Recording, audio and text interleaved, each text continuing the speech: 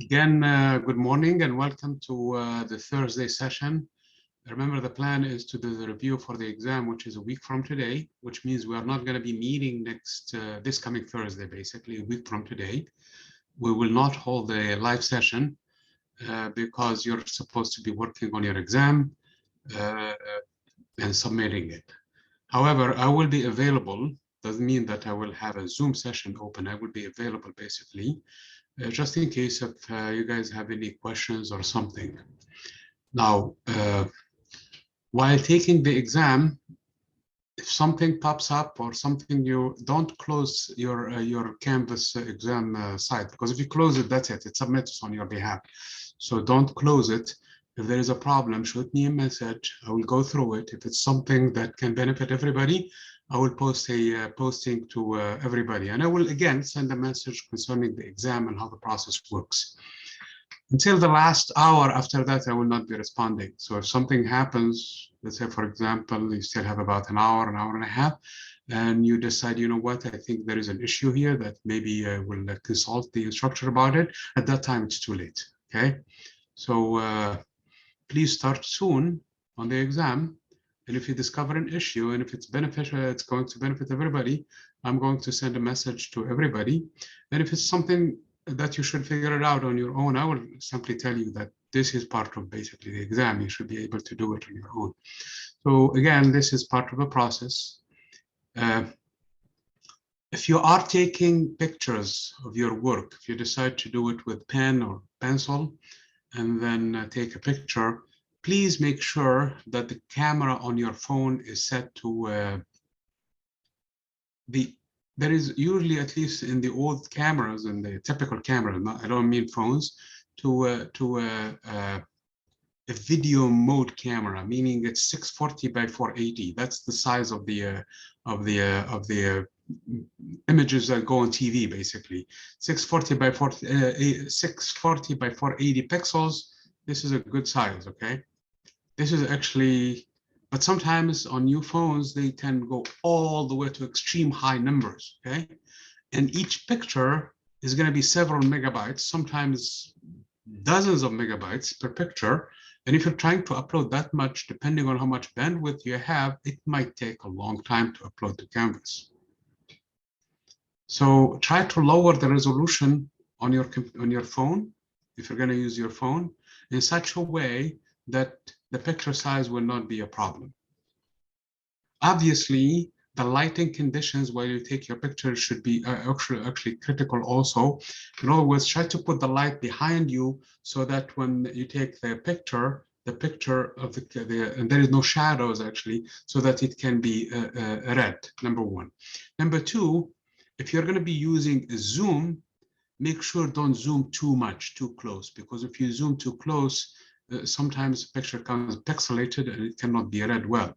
So try to, again, do your best so that the picture comes as sharp as possible with the lowest resolution as it can be, okay?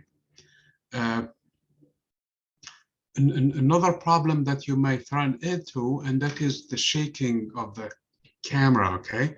Try to focus, try to keep still. If you have something to mount your phone on and take pictures, that's actually ideal, because that way it minimizes the vibrations that, again, will render the text basically fuzzy and not read. As a rule of thumb, before uploading anything to Canvas, especially a picture taken, look at it yourself. Look at the camera, look at the phone. Does this picture look, can I read it myself? If I can, then most likely the instructor will be able to read. If I cannot see it, if I cannot read it, even if I zoom, the Z looks like an S or a 5, and all of the things becomes convoluted, then in this case, it's probably a good idea to redo the picture again, okay? But don't do it in such a way with the highest, utmost resolution, because if you do it, again, you might risk missing the upload, because you try to upload it and it might basically stop right in the middle, and then it can hang on you, and then the thing will not show up, okay? So this is basically the different stuff that I need to tell you about pictures, okay, about the exam. The other thing I want to tell you is about also the 28th, apparently a message that was sent out early this week by the president of the college that the campus is resuming basically face-to-face instruction. That doesn't concern us. We've been planning, I mean, this course has been planned all along to be an online course. So we're not concerned. This class is not going to be face-to-face, even with that thing. So it was, if you read the message that was sent to you guys, he made an exception to the to some classes that remain online. This is one of them. Okay, so that you guys are aware of it. The other thing also, there is a holidays this weekend. We are not also concerned by it because we are on Tuesday, Thursday classes, and the holiday touches the people of Friday, Monday, and we are not concerned with that. However, when I was setting up the messages earlier today, I noted that there is a day in April where the college is closed, and that is actually April 12th.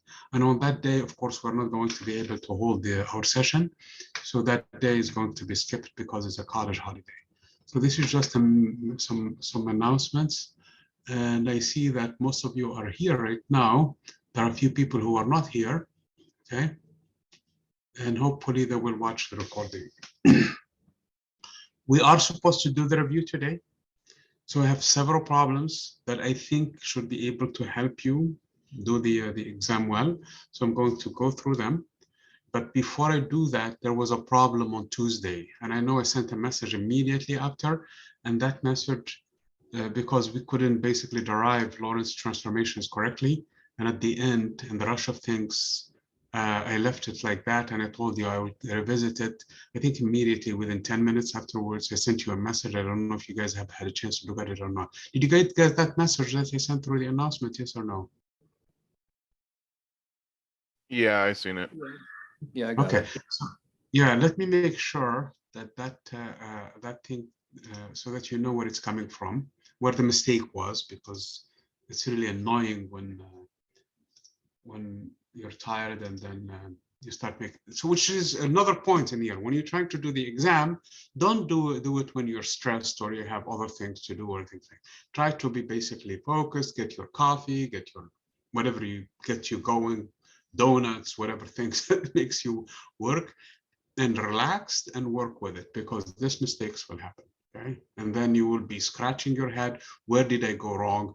The number is too big or too small, and the entropy is going down, which is a big no-no. It violates the second law of thermodynamics. Okay, so things that don't make sense typically come from stress, and sometimes you're not focused, like what happened to me last Tuesday.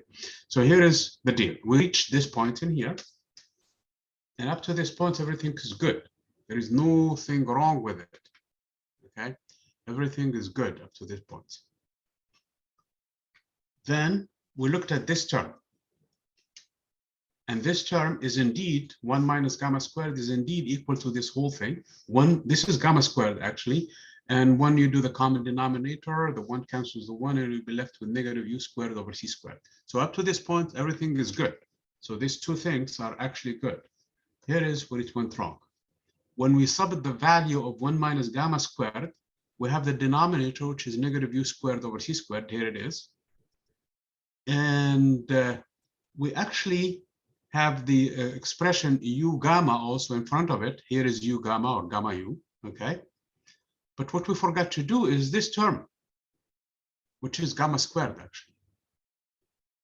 This whole thing, 1 over 1 minus u squared over c squared is actually gamma squared. So we needed to multiply by gamma squared in here. Part of 1 minus gamma squared is actually minus u squared over c squared, which is here. But there is this term, and this term is actually gamma squared. Now the gamma squared cancels the gamma correctly. Of course, u squared cancels one of the u's. And when you pull a gamma, now you're left with another gamma in here, and you have gamma. So when you pull this gamma, they cancel. There is no gamma squared in here at all. So you just pull a gamma in here out of the whole expression. You have gamma times t. So you have gamma times t. And you're left with 1 gamma from the gamma that cancels the gamma squared. And that gamma come out. And there is no such a term in here at all. And the expression is exactly how it's supposed to be when you rewrite it again. So this is correct now. So the mistake, again, was dropping this term of gamma squared from this expression, from 1 minus gamma squared after we worked it out. And when you forget it, when you divide by gamma, then you will end up with a gamma, canceling one of the gamma squared, and the other gamma will come out of the parentheses, and that fixes everything. Does this make sense now? Yes. Okay, very good. So now we have what we need to finish the stuff for, and that is going to be Tuesday of next week. Okay, so Tuesday of next week, we're going to continue the discussion with the Lorentz transformations. We're going to do the time dilation. We're going to do the length contraction. We're going to do the loss of simultaneity.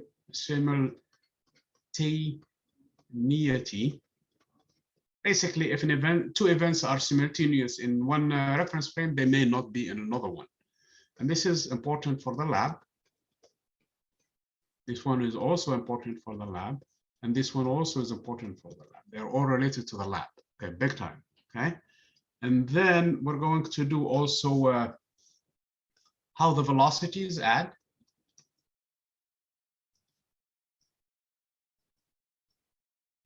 And this is the lab and homework also, okay? And exams, of course, when they say that. And this one also has immediate implications on homework problems and the experiment that we looked at it last time, which is the Michelson and Morley experiment, okay? That fixes that experiment. Then we're going to derive an important expression that has to do with the energy that you most likely have heard of it, okay? When the object is not moving, the momentum is zero. So this is the momentum. So when the momentum is zero, that means E squared is equal to mc squared squared. That means E is equal to mc squared. This you have heard about it, and you read probably about it. And this expression is important for us because it's also going to help us do the lab, do the exam, homework, and actually the rest of the chapters. Other chapters, 38, actually not 38 as much, but 40 through 44. Okay, so this expression is very important for the rest of our things for the energy, and that's basically it. Once we're done with that, we'll do some examples, and we're done with this chapter. Okay, and of course we have to do the lab, and we're done with this chapter. So these are the stuff that we need to do. Okay. You guys have any questions about that expression? No?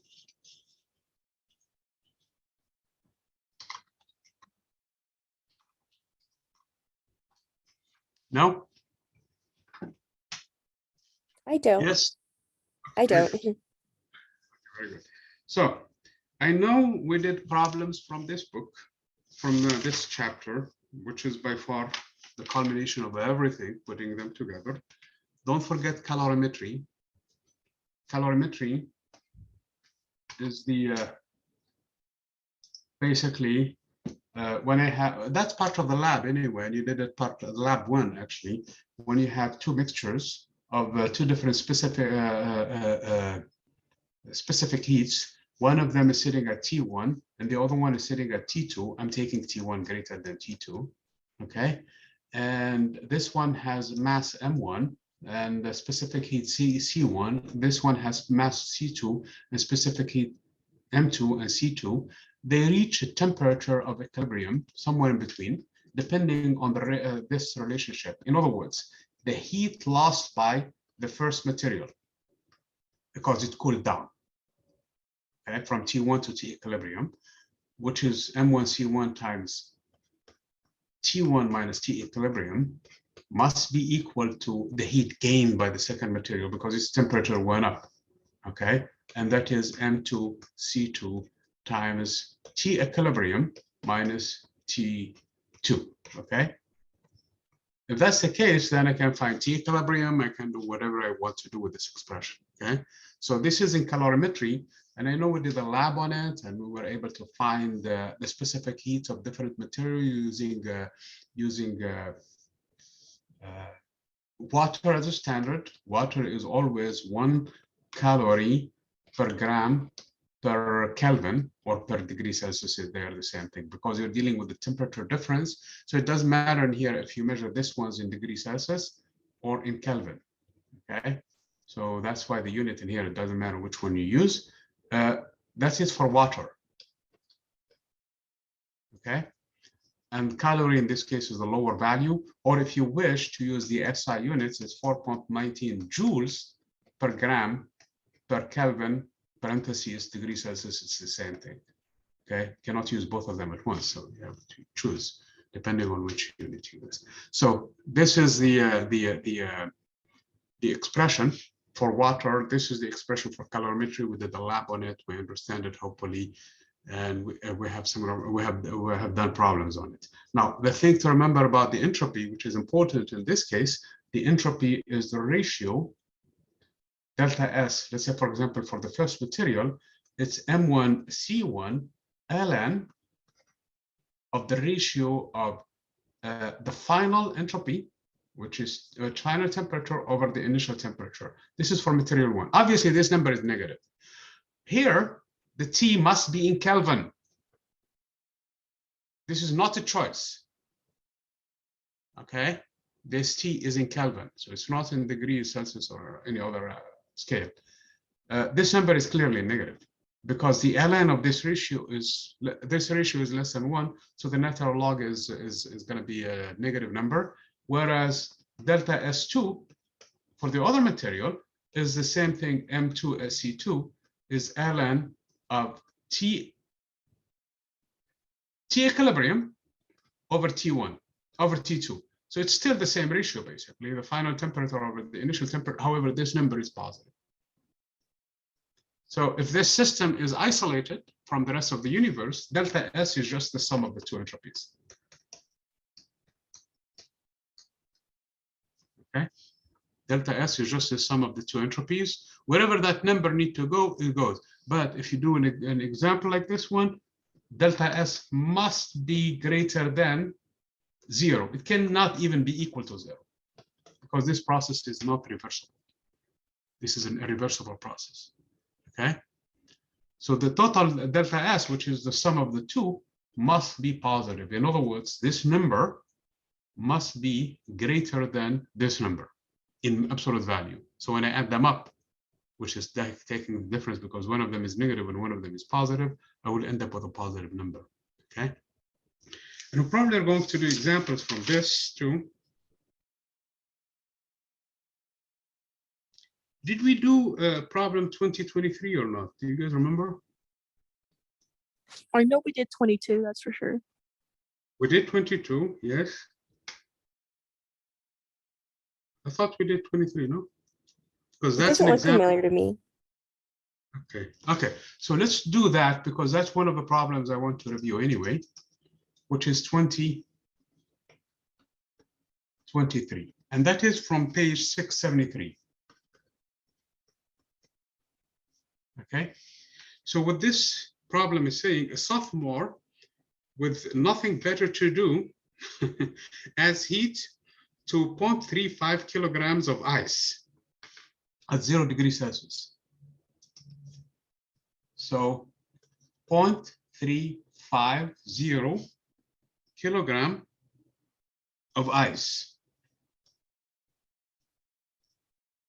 This is not water, okay? This is ice.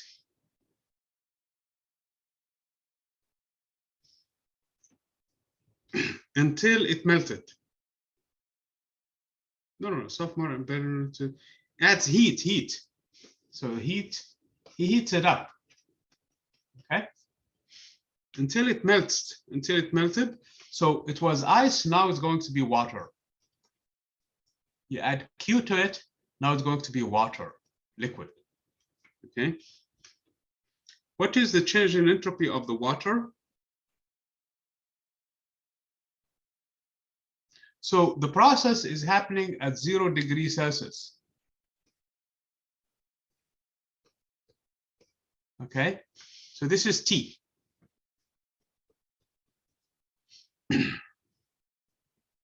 What is the change in entropy of the water? The source of the heat is a very massive object at 25 degrees. What is the entropy of this object? What is the change of this object? Okay. What is the total change in the entropy? Okay, so let's understand now what's going on. So we have what happened in here, how he melted this ice is he used a very large container of an object that is sitting at 25 degrees Celsius, like the room he's in, okay? He's in a huge room that has its temperature fixed at 25 degrees Celsius, okay?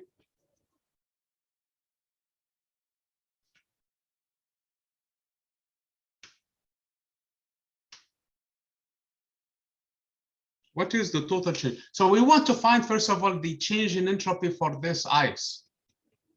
And then we want to find the entropy for the room, the change in the room, okay?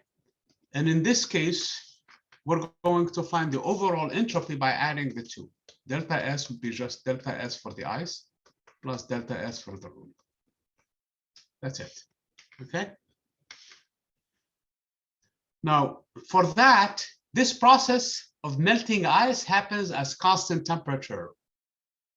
The temperature doesn't change. As a matter of fact, the Q, it's an isothermal process, really.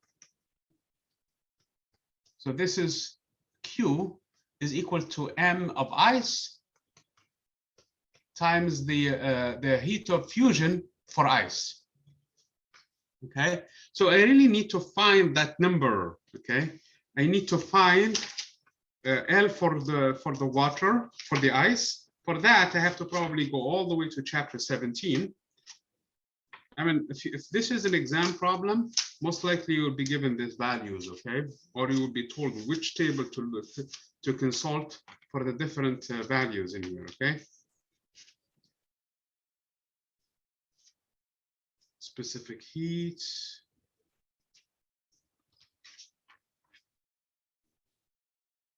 Okay, if you look at page 557 from the book, and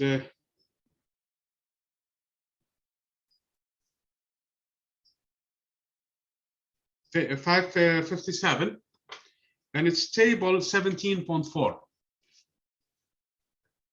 from chapter 17. This is the table basically you have to look at. If you look there, it says water. The melting point is 273 degrees, and in Celsius it's 0 degrees. And actually, the heat of fusion, LF, that is the heat of fusion, okay, is equal to 334. L of fusion is equal to 334 times 10 to the power 3. What are the units? We have to be careful in here with the units. The units are in joule per kilogram. So the Q now is going to come out in joule because the mass is given in kilogram. So basically what this Q is going to be then is equal to 0.35. That's how much ice we brought in, times 334, which is water in the solid form. That's basically what the substance is, times 10 to the power 3.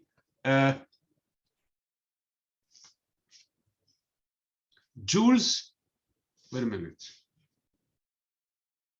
Joules per kilogram, not per Kelvin in here, okay? You have here kilogram, and you have kilogram canceling, so the answer is going to be in joules. So what is Q for water in this case, for ice? Is going to be just this number. So we need to do this math quickly here. You guys are following? Yes. Okay, 334. I'm going to leave the power. I'm not going to change the power. So it's going to be 116.9. I'm going to write it as 117 or 1.1 because I'm doing the entropy. So I really want to carry this number a little more with me, because I want to see if this number really going to, in other words, when I add up these two numbers, I want to see up to this precision, actually up to what the calculator is giving me, if it's positive or negative. So I have to be careful a little bit. Yes, it's 1.17 times 10 to the power 5 joules, but that's basically what this Q is. So what is delta S1 now for the water? What is delta S for the ice is going to be, okay, did the ice in this case gain or lose heat? Gain. Okay, in other words, this heat must be added to it to change its phase from solid to liquid. So it's going to be plus, so the entropy is a positive 1.169 times 10 to the power 5 joules divided by the temperature where this thing happens. Here is the problem. The temperature is 0 degrees Celsius. Am I going to divide by 0 here? No. You have to put it in Kelvin. Okay, very good. So guys, you have to make sure that this expression, when we're dealing with the entropy, it's going to be in Kelvin. Okay. So now let's divide this number by 273.15. Okay, I'm not getting. Okay, it's giving me 4.2797, if you wish, 10 to the power 4 joules per Kelvin. This is the entropy for the ice. Okay. Now here is the entropy, which is a positive value, as you can clearly see, and it's 4.2797. The reason why I'm keeping so many digits in here, the final answer should have only the sig figs, because I may have where this discrepancy comes in to lower and lower values. So I really need to look at it in there to make sure that that's what they tell you when you do sig figs, is to leave it toward the end. Okay, so that's basically what I'm doing it right now in here. So for the medium, for the room, which I'm calling it a room, they didn't call it a room, they called it a large, basically, container or large object in here. So delta S for the room is going to be, where did this heat come from? That's the question. Where does this 1.669 10 to the power 5 joules come to melt the ice? Where did we get it from? The room?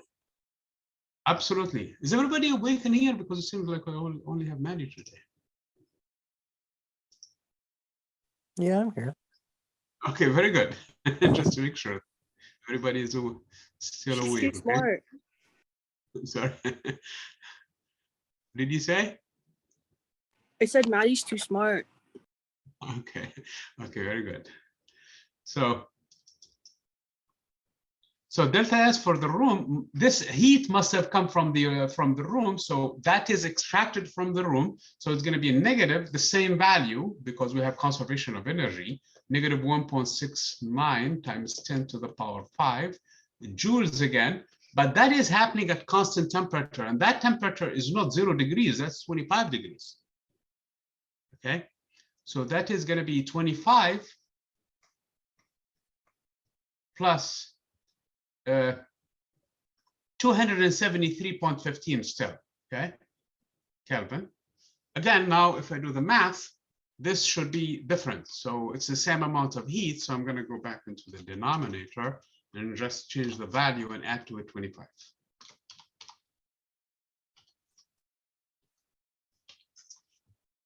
So it's going to give me a negative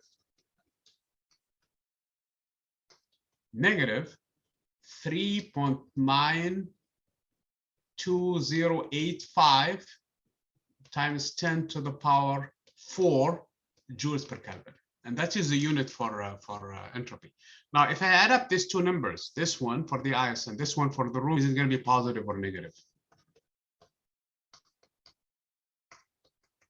Positive.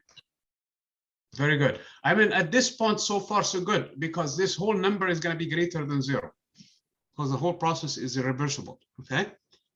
When he melted that ice, he cannot melt it back, okay? Even no matter what you do to it, when it's melted, there is no process that somehow the ice, imagine yourself, you have a cup of water, you put it in the room, and you come back tomorrow morning or the day after, or even an hour later, and you'll find it all frozen. And the temperature of the room is nice and cozy, room temperature. Is that even possible? So it won't happen, okay? On its own, at least. unless you put it in the refrigerator or you extract heat somehow from it, then it's going to freeze. So this process is reversible, so this number better be positive. So what this means is, I mean, I'll have to add them first, okay? 4.279 and the other number in here, then I probably have to do this too simple. Let's take 797, and the other number is 3.92085. It's giving me an answer for the change in entropy as being 3.59 now, times 10 to the power 3 joules per Kelvin. So this is how much the answer is going to be. That means the entropy of the universe went up. Just by this dude basically doing what he did. So the fact that we found it positive doesn't mean it's correct. It means it's not wrong. That's all. Okay. Since we found the entropy is correct, is positive, that means it's not wrong.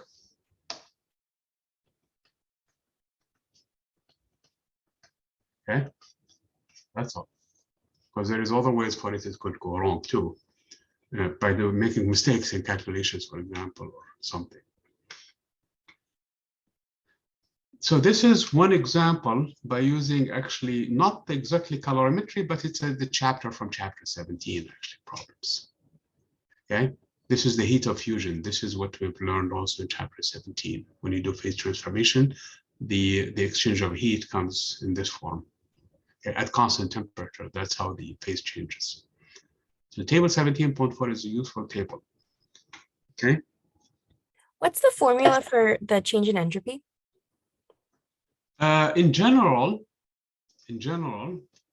delta S is equal to the integral of dq over T. Okay. But because of both of these processes happen at constant temperature, the melting of ice happens at 0 degrees Celsius until all of the ice is gone. Okay. Now assume that somehow the ice not only melted. Let me read the problem again because I probably need to read it to make sure. A sophomore with nothing better to do adds 0.3 kilogram of ice until it's all melted. What is the change in entropy? So when it all melted, that's the change in entropy. If you wait for it to warm up, so at that point the ice now is all water, but still cold at 0 degrees Celsius. If I wait for it now to go all the way to 25 degrees, then the temperature is going to be not constant, changing. So the fact that it all melted, this just simply be the integral, T becomes constant because this happens at constant temperature of dq, and the integral of dq is just q over T. And I use the expression of q for the heat of fusion is equal to the mass of an object times the heat of fusion in this case, and that is q. That is from chapter 17. So in this case, it's a constant number divided by T. So that gives us this. And the same thing is happening for the room. The room is too large for its temperature to be affected by a cup of water, by 0.35 kilograms of water, which is a cup of water, really. 350 grams of water is just basically a cup, okay? A cup of coffee filled with the ice. That's basically what we're talking about. So the temperature of the room is not going to drop that much. You're not even going to notice it. So it's actually a heat sink. That means also it's happening at some fixed temperature. That too justifies the using this expression for the entropy. Here is a variation of this problem that you might encounter in an exam, where actually not only he did that, but he waited actually a long time for this ice to become water. To become at room temperature. That means its temperature rises from 0 after it melts to 25 degrees. So in this case, there are two stages of calculation for the entropy for the ice. It's still given by the same integral, dq over T, and one of them is going to be m times L divided by T, where T is equal to 273.15 Kelvin, plus the other portion now, where it takes the temperature from 273.5 to 273.15 plus 25. So this is now warming up the water of dq. And in this case, it happens at mc dt divided by T. Then the MC comes out of the integral bounds, and this, the previous value that we calculated,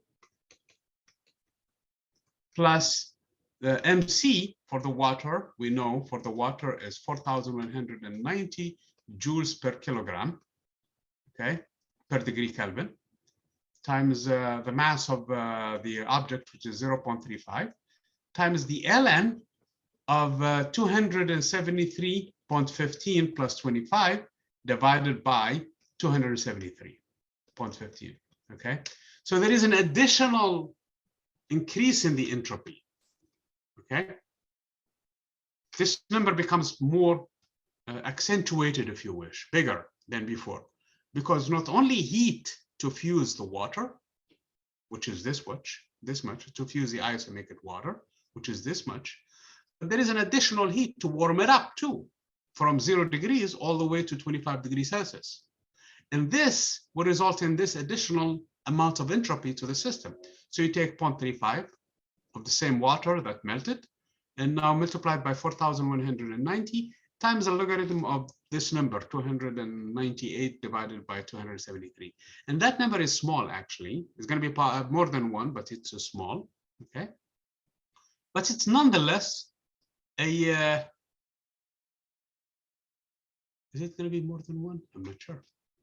Did I say something that didn't know? ln 298, no, it's not going to be probably 273, yeah, it should be. Okay, let's check it quickly here. ln, they don't call it ln in this program, they call it log of 298 divided by 273. And if I don't put the decimal point in here, it's going to give me just the ratio. So it's 0.08 actually.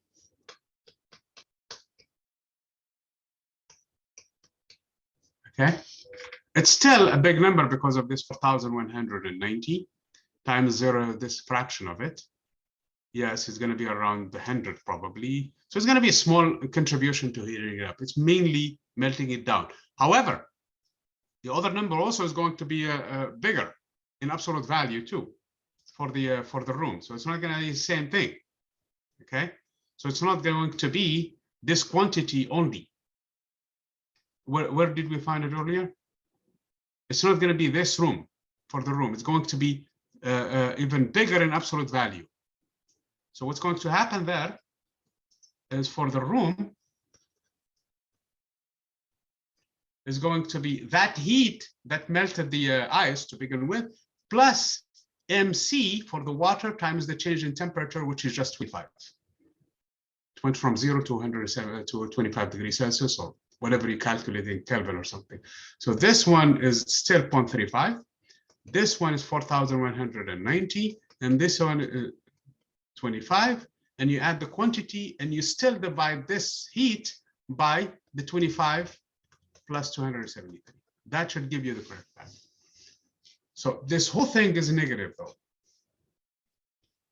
because it's heat lost from it to first melt the ice and second warm it up. Make sense? Yep. Okay, so the point being in here is that if this problem is extended for you guys to account for the fact that not only you're melting the ice, but you're actually warming it up, then both entropies in absolute values will go up, okay? And you need to check to make sure that the entire universe entropy will still go up, even in this case, okay? Will still go up, and that is because of the second law, because the whole process is irreversible, okay? The whole process, you cannot reverse it. So that's why the entropy, when it is the sum of the two, in either case, will go up, okay?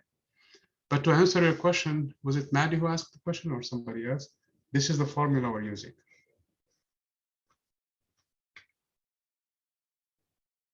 Yes?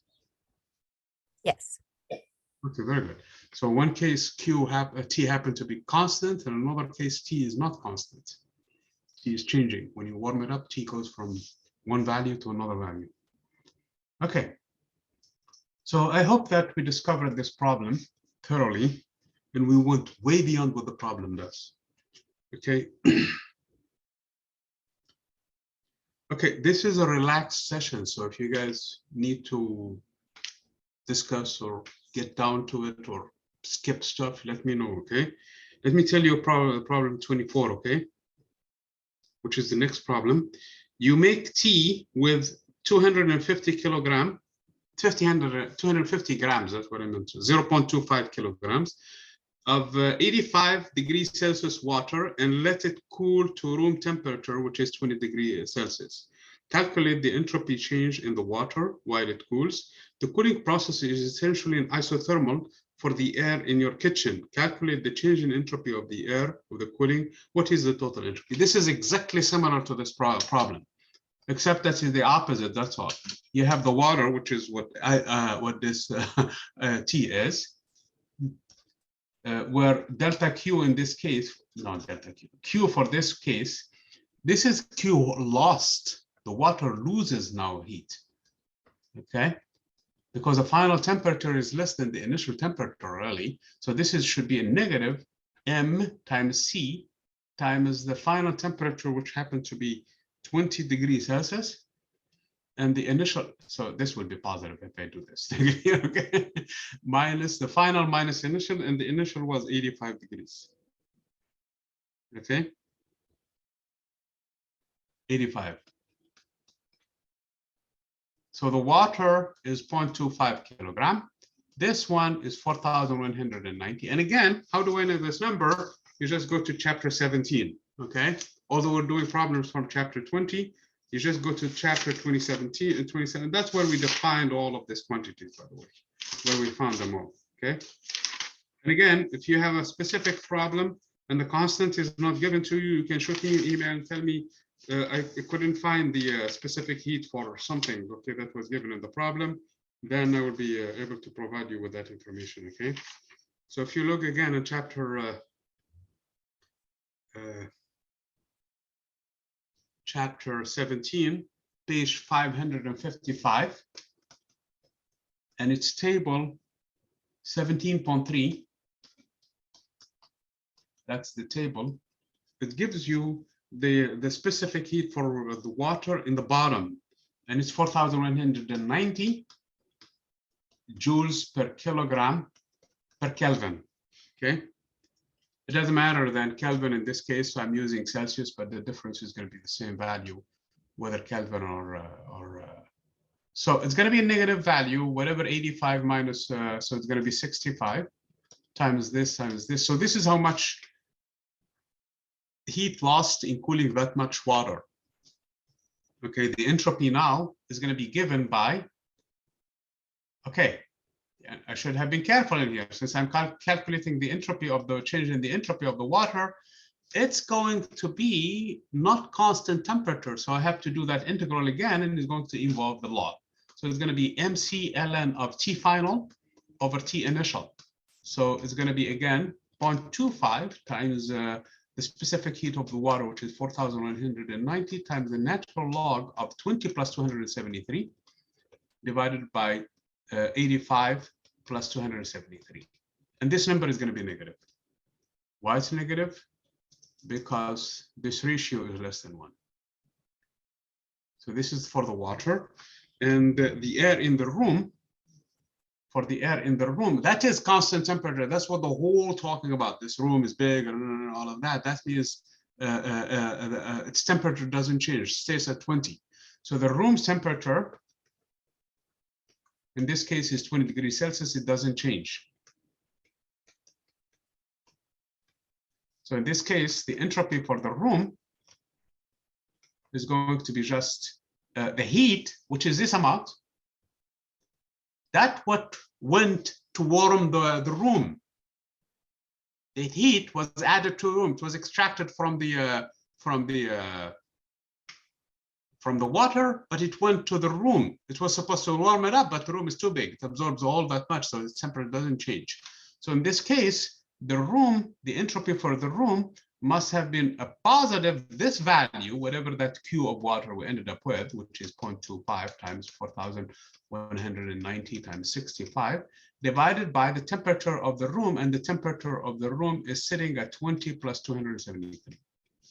Now, if I do the math and add up these two numbers, the delta S for the entire universe should be a positive number. This is negative because of this ln, and this is positive. So let me quickly check that. And please do check these things, okay? Because if you find it different, then we have to really, so 0.25, I'm calculating it for the times 4,190 times the log in the base of E of 293 divided by, okay, I don't know how to do this. I'm going to add 273 by 85, close the parentheses, close the big parentheses, and shift enter. So it's giving me, for this one, a negative 209.877. Again, I'm retaining this many just to make sure that I don't, how should I say it? Just before doing the sig fix, okay? Because you have to be careful. Sometimes the changes are so minute, okay? Especially with small change differences in temperature. This is a big enough temperature that probably this doesn't matter. But sometimes when you do small changes in temperature, these numbers you'll have to be careful. You have to carry so many to find where the change in the entropy went. So this is one value. This is this one, plus I'm going to add the other one, which is going to be a positive number, which is, again, oops, I'm not writing in here. I should write in here. By the way, stop sharing. This is what I'm using. I don't know what you are using in your end. I'm using Mathematica. Oops, cancel. What am I saying in here? Share. So I'm using Mathematica. So I'm going to do 0.25. Oops, come on. 0.25 times 4,190 times 65 divided by 293. So this is essentially, as far as the room is concerned, so the value is a positive 232. So it's a big number, okay? So I shouldn't really worry about that. As I was saying, the temperature is large enough so that this 2 doesn't really matter in this case. Minus 877. Oops, it's giving me 0. Why is that? Okay.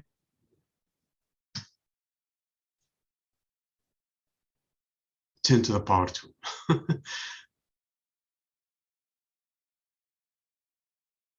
Okay, that's great.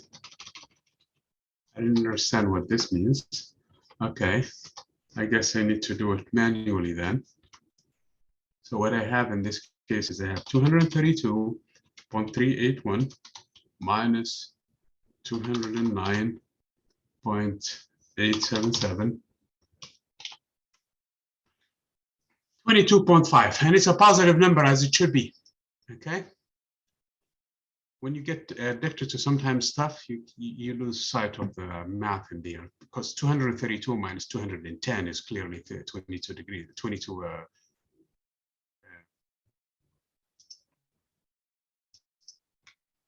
In this case, joules per Kelvin.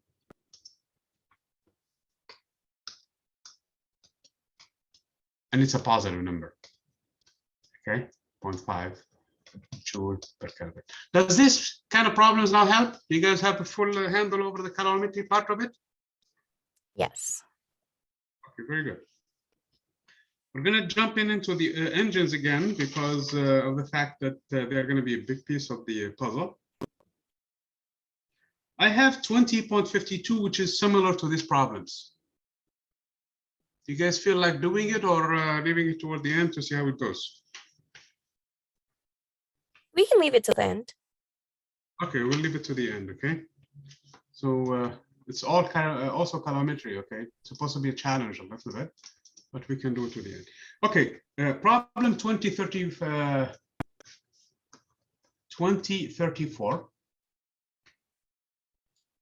Problem 2034 is from chapter, still the same chapter. And this, if you wish, summarizes even chapter 19. As I was saying in the lectures, 19 really is a transition toward the big deal, okay? Toward the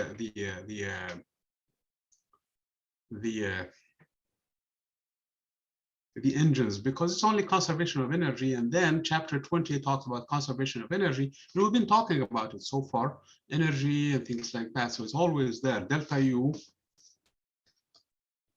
is always equal to Q plus W in the notation I used, or Q minus W in the notation the book uses. And with the understanding with the book, it's really the integral of PDV. With the understanding in this form, it's the integral of negative PDV. In either case, you can write it as, if you wish, delta U is equal to Q, whatever that is, minus is going to be always minus PDV, whichever form you're going to use it. So this is true no matter what. And when this integral is taken between the initial and final. So this is universal now. So regardless of whichever convention you happen to use. So this is true no matter what. That's what the work is, okay? It's convenient to call it W because that's the work that is done by the gas or on the gas. Except in this understanding with the convention that I've used, this energy, if it turns out to really be negative, then it's lost by the system. It's an energy lost by the system in the form of work. So in other words, delta U in this case, if there was no heat or the heat is not enough, is going to actually be negative. Coming mainly from W. That's really what I used in that chapter. That is a convention used in a lot of thermodynamics books. However, the book chose to put it this way, and if W is positive, that means it's work done by the system. That's how they explain it. Okay, and you have to subtract it because it's lost from the energy. So the explanation for me, it's really never went through correctly, honestly, because it was so much implanted in the first form than in the second one. But in either case, just to be on the safe side, you can use the last one. It's the same. Then in this case, there is no ifs or buts about it. It's the same expression for both of them, because at the end of the day, this one will give you that, and this one will give you that, and that's it. So you're safe that way, no matter what happens. Okay. So this is from chapter 19. After that, chapter 20 came in and added the efficiency, because now it closed the whole cycle, not just the process, not a single process, but combination of one or more processes, so that you have a cycle, and then you have the heat engines and things like that. Okay. So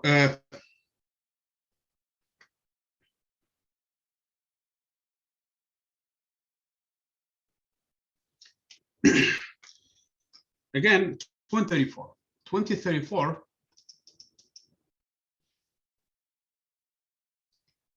a heat engine takes 0.35.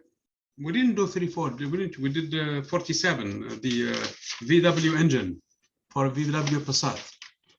So that's, I remember we did. So 20.34. It says a heat engine takes 0.35 mole. So this is N. Okay. Of the diatomic gas. That's what that means. CR, CV, I should say, is equal to 5/2 of an R. And CP is equal to 7/2 of an R. That's what that means. That's exactly what that thing is saying. of an ideal gas around the cycle shown in the PV diagram. So they gave us a PV diagram. So let's draw the PV diagram because the PV diagram has some more information also in it. So what we have in the PV diagram,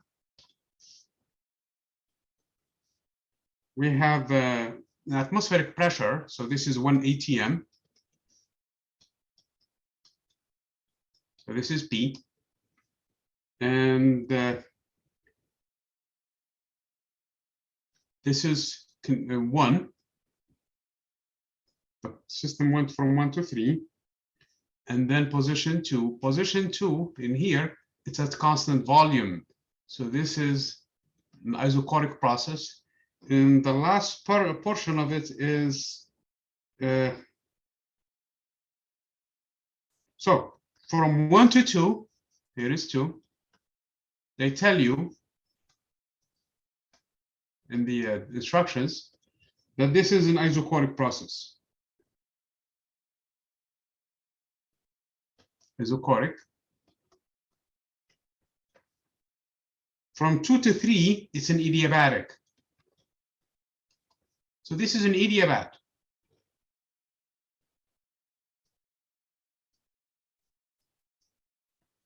Okay.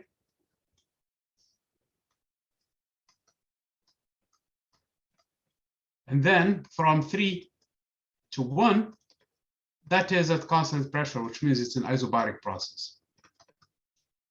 So this is 3.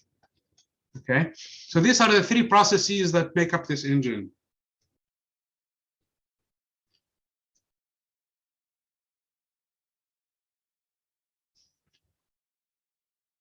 They gave us T1 and they gave us T3. T1, this temperature, is equal to 300 Kelvin, which is really room temperature at room pressure. So this is really open valves, everything is really nice and easy. And this temperature T3, they said it's 492 Kelvin. Okay. Obviously, T2 is even higher than this temperature.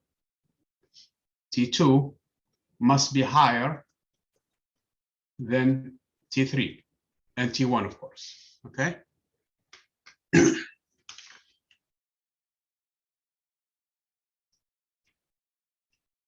Find the pressure and volume at points 1, 2, and 3. Well, at point 1, we have everything. At point 1, we have P1 equals to 1 atmospheric pressure, which is this number. Okay. The temperature T1, which is 300 Kelvin. So I can find what the volume is. P1 V1 is equal to nRT1. So from here, I should find what this volume is. This volume is going to be equal to nRT1 over P1. And that is equal to 0.35 times 8.314 times the temperature, which is 300, divided by the pressure, which is 1.01 times 10 to the power 5. Makes sense that we can find that volume in that point? Yeah, it's an ideal gas. That's what they said explicitly. So I can find what this volume is. Can I erase everything in this calculator? I really don't need this input. I don't need this input. This one.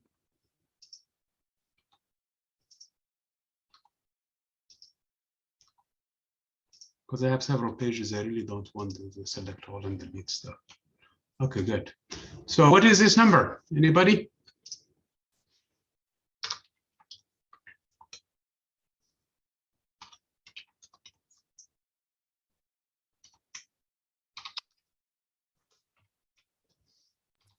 I'm getting 8.643 times 10 to the negative 3. 8.6343. 43. Yeah, times 10 to the negative 3. Yep. Here, okay? If you wish, it's 8.643 liters, okay? Almost 2 gallons. Or actually, more, so It's about 2 gallons, okay? Because a gallon is 4.2 liters. So this is about 2 gallons. It's a good idea to put it in your common day things, okay? It's about, so that you know exactly what you're talking about. So we have about 2 gallons basically of this gas, okay? Now, so we have found the V1. So we have found what V1 is. Do we know what V2 is? No. Oh, wait, yes, you do. Is it the same as V1? Okay, yes. So we know what V1 is. We know what V2 is. V2 is actually V1, which is the same volume. 8.643 times 10 to the negative 3 cubic meter. Okay, that's good. Now, since we know what V1 is, I mean what V2 is, do we know what the temperature to T2? We don't. Okay, can we find now something else? We have T3 and we have P3, don't we? We have T3 and we have P3. P3 is actually 1 atmospheric, which is P1. And T3 is 492 Kelvin. So actually, we can use the same formula, except instead of V1, we're going to put V3. So V3 should be NR T3 divided by P3. And P3 is actually P1. So everything is going to be the same thing, except that the temperature has changed. The temperature is 492 only, divided by 1.01 times 10 to the power 5.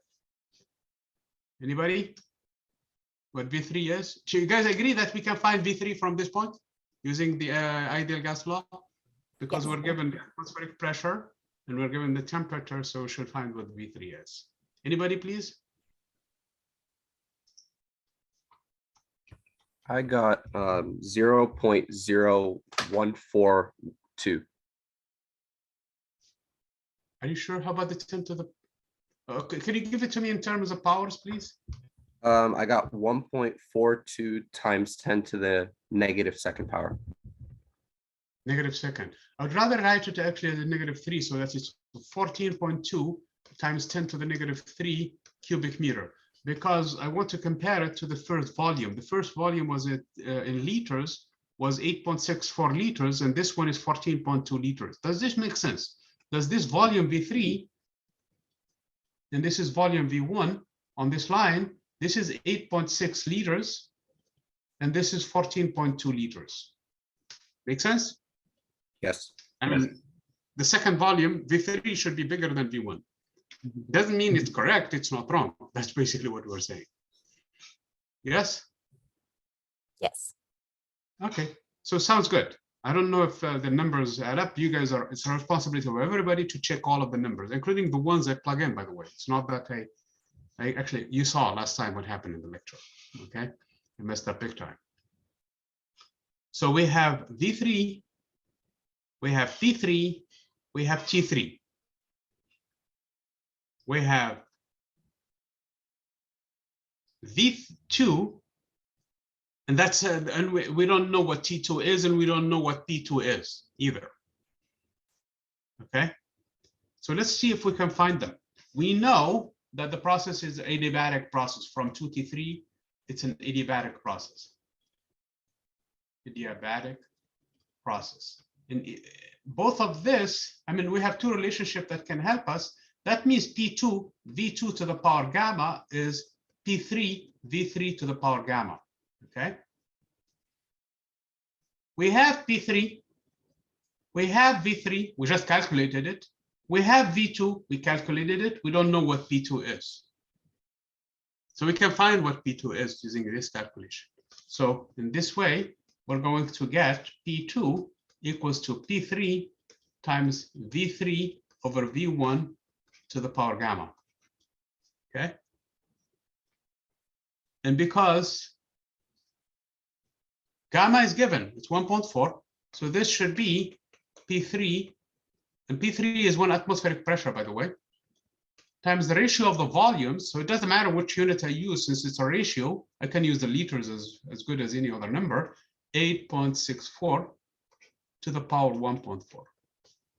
Now you really need for the exam calculator that can do this type of powers. So the pressure now P3 should be P2 should be higher than both pressure. It should be, which are both 1 atmospheric pressure. So let's find it. Okay, open parentheses. 1.42 divided by 8.6. Was it 6.3 or 6.4? 6.4. Okay, 6.4.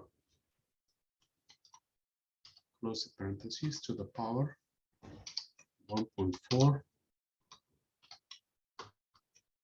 It's going to be about 2 atmospheric pressure.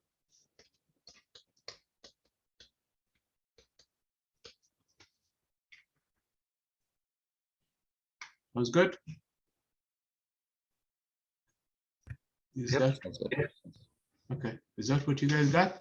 So it's compressed until the pressure is doubled in this section, but in here it relaxes until the pressure basically drops by a factor of half.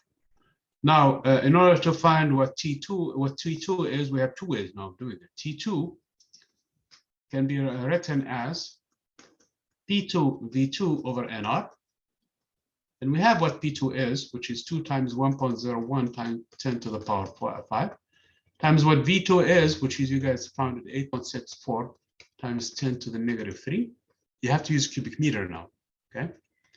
Divided by N, which is 0.35, times R, which is 8.314. The powers cancel, and I have 10 to the power 2. Leave it as is, okay?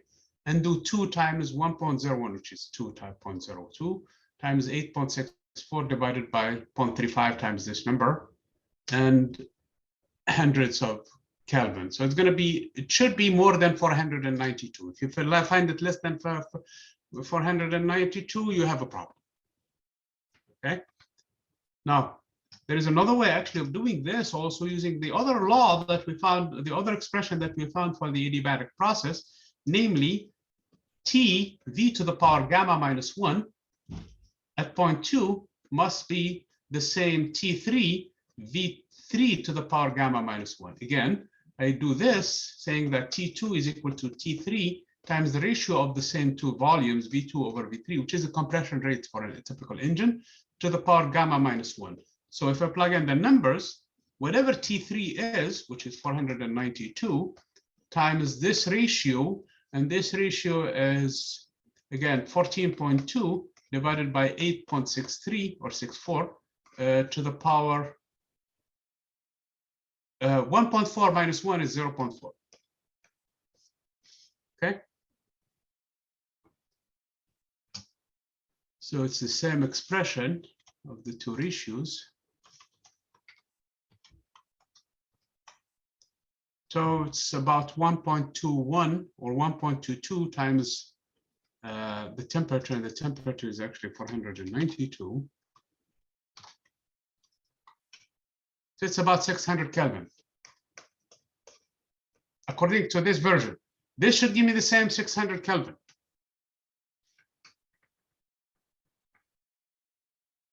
Is that what you guys found? Yeah, that's what I got Yeah, as right well. around there. Okay, very good. How did you find it? Using the second one or the first one?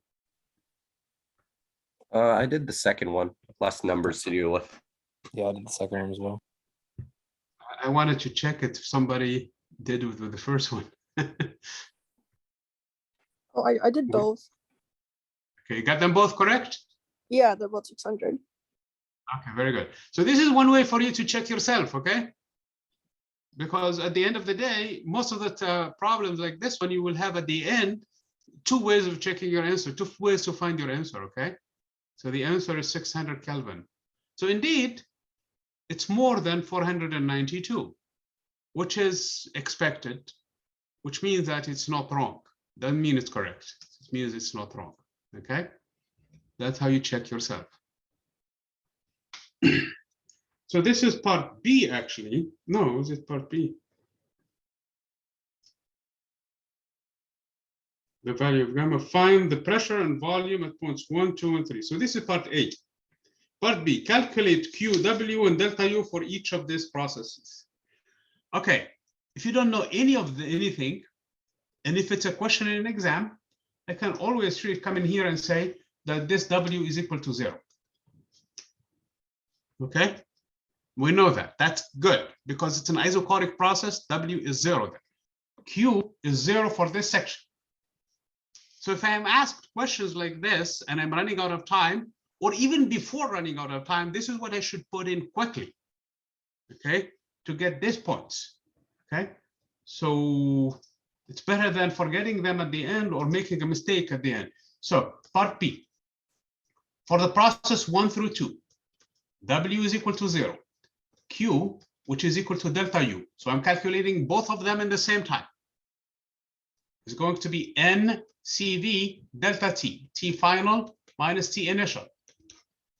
So Q, which is delta U in this case. So both of them are calculating them in the same time. This is N is 0.35 times CV. CV is 5. This is in the atomic gas. So it's 5/2 times 8.314 times the T final, which is 600, minus the initial, which is 300. And I'm done. The answer is going to be in joules. Yes? For this process, at least. From 2 to 3. In that case, a Q is 0. Okay? And delta U is going to be minus W according to the book, or plus W according to us. Okay? Except in here, and in here, the numerical values are going to be the same thing. So this one is minus NCV times T final minus T initial. I'm sorry. Here is actually when it's NCV. Okay, let me correct this, okay? Let me drop this for a second. Let me calculate delta U first, which is NCV T final minus T initial. Okay? This involves an integral that I'm not really ready to do it right now. Since they are asking for the value of the work, I'm going to give it at the end because I know Q is 0 in this section. So in this case, it's 0.35 times the same number I did before, 5/2 times 8.314 times the final value, which is 492, minus the initial value, which is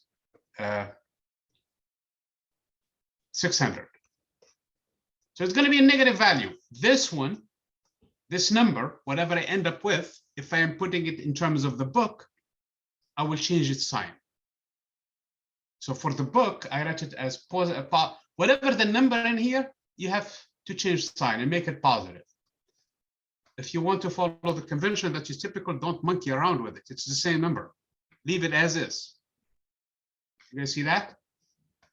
Because it's a negative work, that means it's done by the system against the environment. So it's energy loss in the form of work.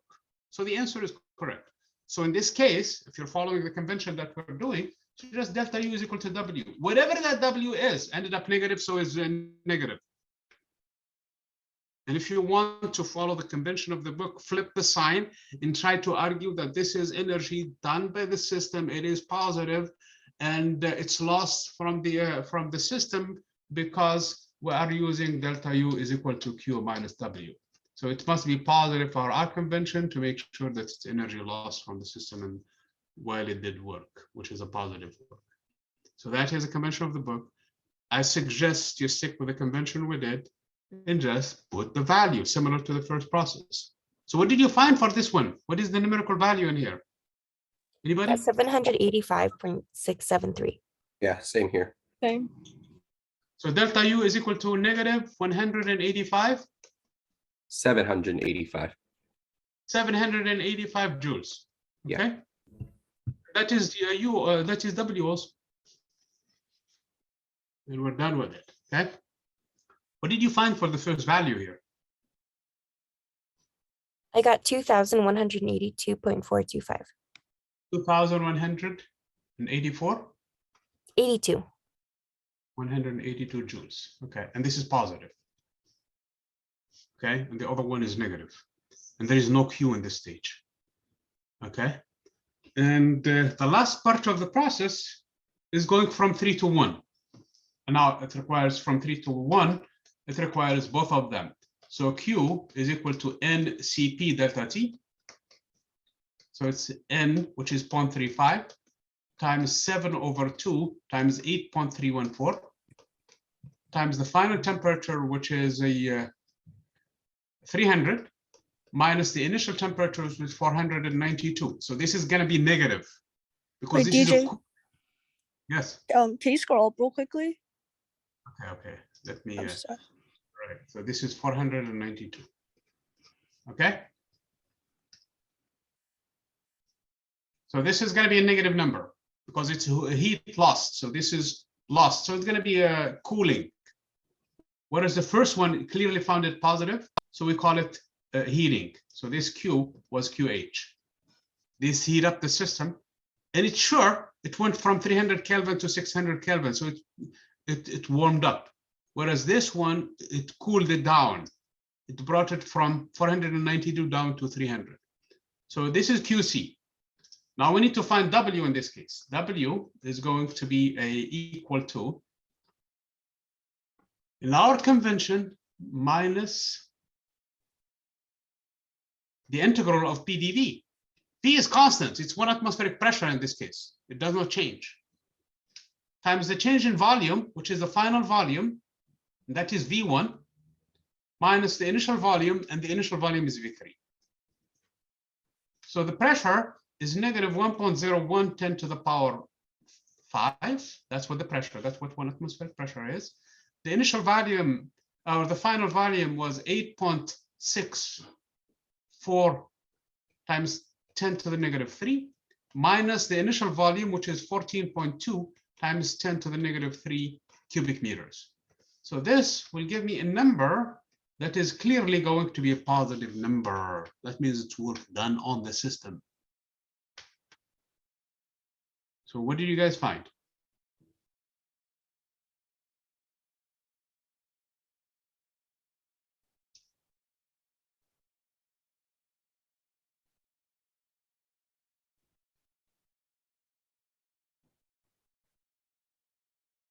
I got negative 591.557. Negative. There is a negative and a negative. I got 561. I don't know. Positive or negative? Positive 561.56. Mine's also positive. I forgot a negative. Yeah, it's Okay. positive. 500 is 562 rounded up. I need it to be rounded to 3 digits, okay? Okay. Joules. Okay. So it's a positive. That means it's work done on the system. Added, energy added. So that's basically how we're following this convention. If you want to do the book, you're going to get it negative, okay? Because you don't have that minus, so the answer is going to be minus. So whoever found it minus, be careful to use then in this expression. For delta U, you better use, if you found it negative, because you forgot the minus in here, you said delta U is equal to Q minus W. For us, basically, we're going to say Q plus W. So if you found it negative, when you negative it again, it's going to be positive. For us, we're not going to do that. So we're going to say delta U in this case, in this cycle, is Q. Q was clearly. Did you find Q, guys, from this number, which should be a negative number, which is QC? I got negative 1955. Negative 1955. And this is positive 562. So what is this? Two numbers? It's going to be negative 1400. Negative. Yeah, negative 1493. Is it not 561? 561 or 562? No, he rounded, Maddie. Yeah, rounded up. Got it. Is it negative 1400 or negative 1300? It's negative 1393. So Oh, I added wrong. Negative 1393. So joules. So now we have everything. You see here, this process is a little bit more involved because you have to find first Q, and you have to find W, Once you do that, then you can find what delta U is. Okay. So that's basically what we did for this portion. Yeah. So the others were quick because one of the other two was 0. You have W equal to 0 for the first one. So we ended up with finding Q and delta U in the same time with the same basic expression. The second one was also easy because Q is equal to 0. We found delta U and W with the convention of the sign side in the same time. And the last one, we had to find Q, we have to find W, and then we have to find delta U. So that's really involved. Okay. So we're done with part B.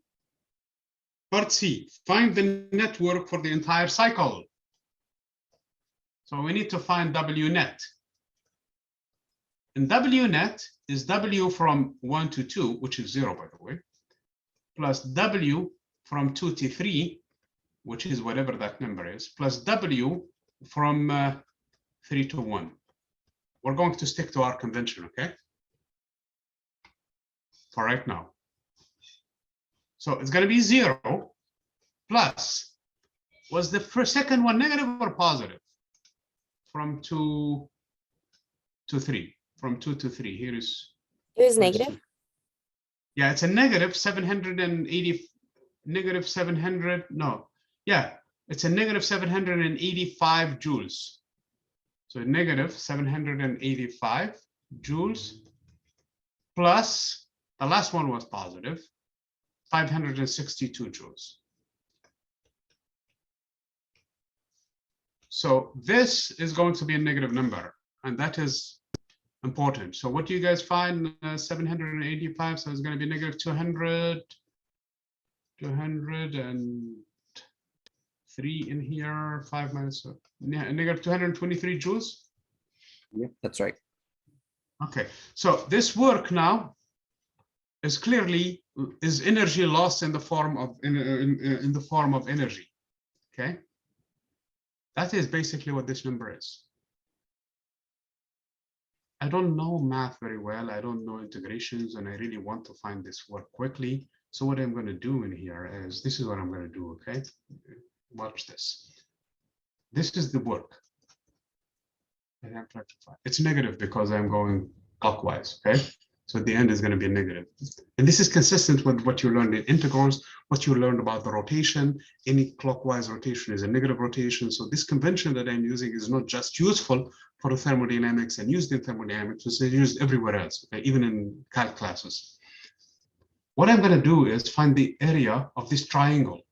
So the triangle have a side in here, which is the difference of these two, which is 14.2 minus 8.64 times 10 to the negative 3. That is the base of the triangle. And the height of the triangle is actually 1 atmospheric pressure and minus 2 atmospheric pressure minus 2. So it's going to be just 1 atmospheric pressure, 10 to the negative 3. So that is basically what I'm going to do. At the end, I'm going to make this number to be positive. I'm sorry, positive 5. Okay. So this is basically what I'm going to do. Positive 5 and negative 3, that's positive 2. So all I'm going to do is multiply 14.2 minus 8.64 times 1.01, which is really multiplying it by 1. So all I'm doing is finding the difference between these two numbers, really. 14.2 minus 8.64. So let me do it, since I really don't have good math knowledge anyway, and I'm trying to find this thing. So I'm pulling up a calculator, a simple calculator, not really a big calculator that can just find the difference between two numbers. So it's giving me 5.56 times 10 to the power 2. Again, this number, I'm making it just equal to 1, okay? Remember, this is the area of the rectangle. I want the area of the triangle, and the area of the triangle is 1/2 the base times the height. So I have to multiply this by 1/2. Okay? So really this number should be divided by 2, okay? Because I know these things from my classes of other places, okay? from my basic geometry classes. So it's giving me 2.78 times 10 to the power 2. It's 278 joules, okay? That's the area. The reason why it's a joule is clearly in the units of energy. This is the work done. So if I don't know anything about integrals or anything about anything, all I have to do is just find that area. Obviously, this area is slightly less because this is how the triangle really looks like. But this is an adiabatic process, meaning it's cutting a little. So I'm overestimating it by this much. You guys found 223. I'm overestimating it by about 50 joules. Okay? 50 joules out of 200 is a good estimate. It's about 25%. That means I'm within 75% to 80% correct as far as the answer. I will get a lot of credit if my instructor is grading my work. Do you guys understand what I'm trying to say in here or not?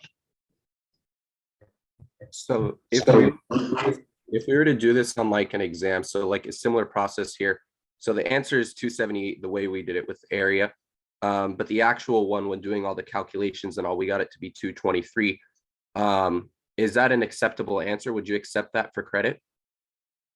I will accept it because you're really being, you are really being pragmatic in doing these calculations. Because let me tell you why. In a real process, real process, okay, in the old days, you don't have this fancy integrals and this nice. I mean, the functions themselves in a real process are not well defined. Okay, so you really have to find these areas. In the old days, you have to count the cubes. You have to count the squares in it. Divide into squares and count it, and then start. Basically, what I would do then, if I really want to do, I get a millimetric paper with this squares in it, and then find how many squares in here in this unit. 1, 2, 3, and make sure I'm using the proper units, the proper scale in here, and then I will get the correct answer. If I do it with the little squares and how much I divided, remember that error I was talking about in here, this discrepancy, would be minimized even further because I would do the triangle and then I subtract how many squares that I need to get rid of. I will find with very, very good numbers a close answer to 223. This is a practical. This is basically being and how you do problems in real life. You guys understand? This is how you tackle them.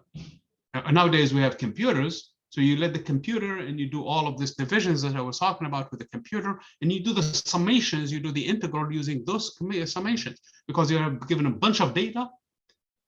And this is not even curved like this one, and you're trying to find the work of that engine. So you do it with the computer, and the computer will give you a number with, depending on how much divisions you have in here, is going to give you a tremendous error. So you develop your own algorithm and write it in whatever your preferred language, C or Python or whatever language you have.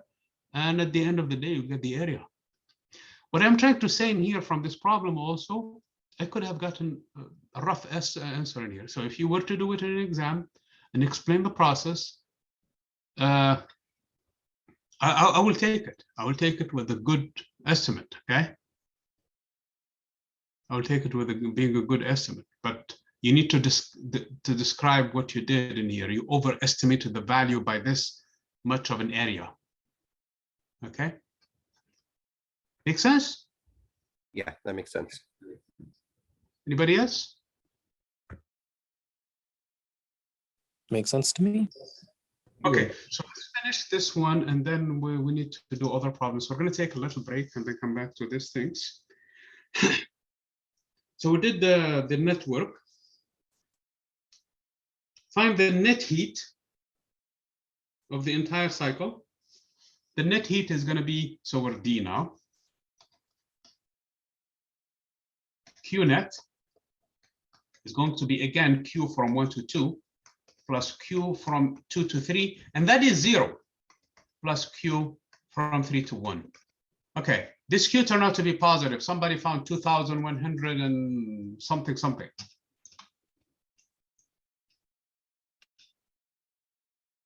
What is it? 2,182. Okay. Plus 0 minus this one turned out to be a negative number, 1,955. And guess what this number should be? Positive. Yeah, positive, but not only positive, but how much numerically it should be. The same as the work, 223. Yeah. Are we getting the same number or getting this discrepancy in here It's around? 227 when you do the math. Yeah, 227. Okay, the reason why we're getting 227 is something was lost in the translations, in the additions and the subtractions because of the rounding here and there. Okay, that's why we're getting that thing. Again, if I'm doing it, if I don't know anything about calculus, I know the reason why this should be the same is because at the end of the day, delta U is equal to 0 for the entire cycle. That means Q plus W is equal to 0. That means Q net, this is net, because this is the entire cycle now. We're not talking about a single process, is equal to minus W net. And since W net is a negative 223, Q net just will become a positive or whatever that number is. That's chapter 19 for you guys. Okay. And delta U, why is it 0? Because it's the NCV, T final minus T initial. But for a cycle, this T and the other T are the same. So this is 0. It's a state function. No matter where you are, when you come back to it, it's the same value. So delta U is 0. Okay. Now, the last part, what is the thermal efficiency of the engine? Okay, the last two parts, part D, and I lost track of the numbers now. Is it E or C or E? The efficiency of this engine, which is E, is equal to W net, absolute value, over Q hot, heating it. So this is going to be 223 joules over that 2,182 joules. So it's going to be a number. Can somebody please give me this one in percentage already?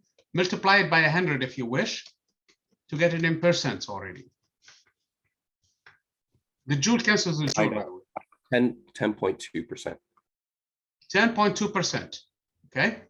Had this been a Carnot engine, EC, then its efficiency would be 1 minus T cold over T hot. What is the coldest temperature? Is 300. What is the hottest temperature? Is 600. This ratio is 50% or 0.5, 1/2. 1 minus 1/2 is 1/2. So it's going to be 0.5 or 50%. Had it been Carnot cycle, this would have a 50% efficiency. And we're only getting a 10% efficiency out of it. So that makes sense. So E is less than or equal to EC. So that means compliance with the second law. Make sense? Yes, makes sense. Everybody? Okay, we're going to probably do another problem, maybe not as much in depth, and that is 2042, and also probably 2049. Maybe we'll talk about that. And I really want to do 2053 because you guys, I want you to understand it and talk about 2052. So we have quite a few things to talk about to make sure that you guys are 100% ready for this exam. And also, but I'm going to take a break if you guys don't mind until 15 minutes from now. Sounds good? Yeah. I'm gonna stop the recording, but I'm not leaving. So I'm staying in here. Hopefully you guys will stay hang around at least to benefit yourselves so that you're ready for this exam. So I'm gonna pause the recording. Again, let's continue this discussion. I don't know if I see that everybody's back, or at least the ones who are here. And let me grab the pen. So let's look at 2042 quickly, and then we'll discuss 2049. And we did not really do a lot of data. I know I'm including a lot of the videos from previous classes, and they include different examples. Some of the examples are being repeated, so please look at those ones too. They will be helpful, and they're actually included in your preparation also. So 2014 53 is actually a bunch of data given to you, and we will see if we can come back to 2052. We'll see. Okay, let's see how it goes, okay?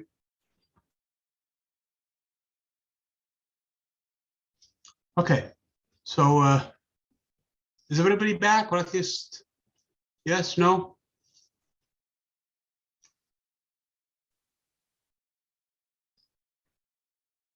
Cameron, you have your microphone off. What's up? Okay, never mind then. Okay, okay, so what we have in here, we have a similar cycle to the previous one, so we're not going to do it in detail. So what I have in here is actually a little bit easier. So that trick that I showed earlier for the calculating the areas can work beautifully for this problem because this is a real triangle. So what you have in this case, you have the side, which is A, going to B, going to C,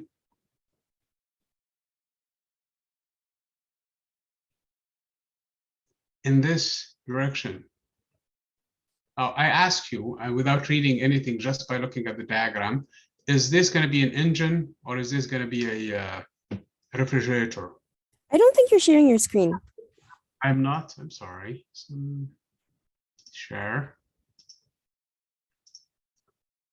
Oops. Share. Okay.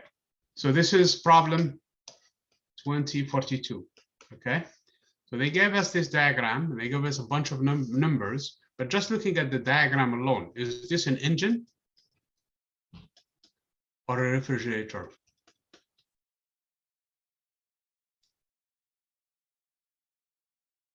You don't have to read anything. You can just tell from the picture. Is it an engine because it's going clockwise? Yes. So when you see the direction going in the clock direction, so it's an engine. The network is going to be negative because it's clockwise. So it really depends on the network. Since W net is going to be negative, then it's an engine. That means it's doing work. And it's clearly negative in this case because I'm going counterclockwise. I mean, going clockwise. Had I been going clockwise, counterclockwise, then it's going to be a refrigerator or an AC unit. Okay. So in this case, I know W net from the get-go, from this triangle in here, if they give us some information in here. They give us the volume at C being 0.8, 0.08, or 0.8 exactly. That's a big volume. Cubic meters. It's a huge volume. And this one is 0.5 cubic meters. So those two volumes were given. The pressures also were given. This pressure is, which is 1 atmospheric pressure really. That's 100,000 Pascal. And this pressure, they said it's 3 atmospheric pressure really, Pascal. So I know W net from the get-go, it's going to be negative 1/2 times height times base. And the height is 0.58 minus 0.5, that's 0.3. And then the base, or the height actually, this is the base, is 3 minus 1, which is 2. 2 times 10 to the power 5. Cancel the 2 with the 2. So it's going to be 3 times 10 to the power 4 with a negative sign joules. So we answered W net just by looking at the picture, because this is a simple enough geometry that I really don't need to do a lot of calculations for it. Okay. Okay.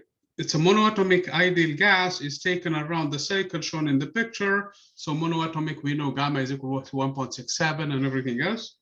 In the direction shown, the path of the process CA is a straight line. So from C back to A, straight line. So it's kind of easy. Calculate Q, W, and delta U for each process. Well, AB again, AB is going to be a little bit more work in it because it's an isobaric process. So WAB is going to be equal to N, not N. Let's write it as delta U minus Q. And delta U is NCV delta T. And Q, oh, W in this case is easy. I'm sorry. What am I talking about? The integral of PdV, and P is constant. So it's come out of the integral. So it's going to be, oops, what did I do? I went all the way back down. Up. And delta U, I mean, in this case, it's going to be negative P times delta times the change in volume, which is 0.8 minus 0.5. And the pressure is negative 3 times 10 to the power 5 times 0.3. Okay, so you can find that this is negative 0.9 or 9 times 10 to the power 4 joules. Simple. Okay, calculation like this one is simple because this is in cubic meters. This is 3 times 10 to the power 5. 3 times 3 is 9, and the decimal points makes it 0.4. So this is WAB. QAB, or before I do QAB, let's do QAB. It's NCP delta T. But since delta T was not given to me, okay, actually we can find it. Okay, we can find it. Did they give us the number of moles? They didn't give us N. Okay, they didn't give us N in this problem.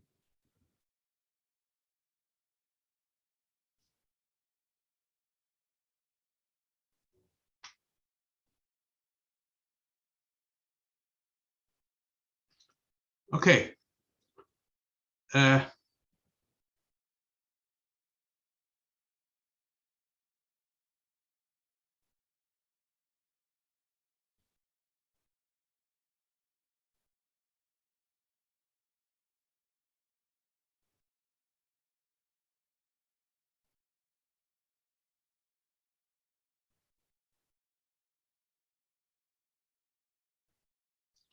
So what we have in this case, we have P1, V1, any P, doesn't matter, PA,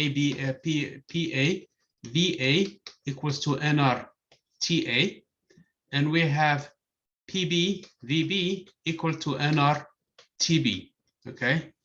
These are two equations because we know what PA and VA are, and we know what PB and VB is, and we don't know what N is, and we don't know what TA is, okay? So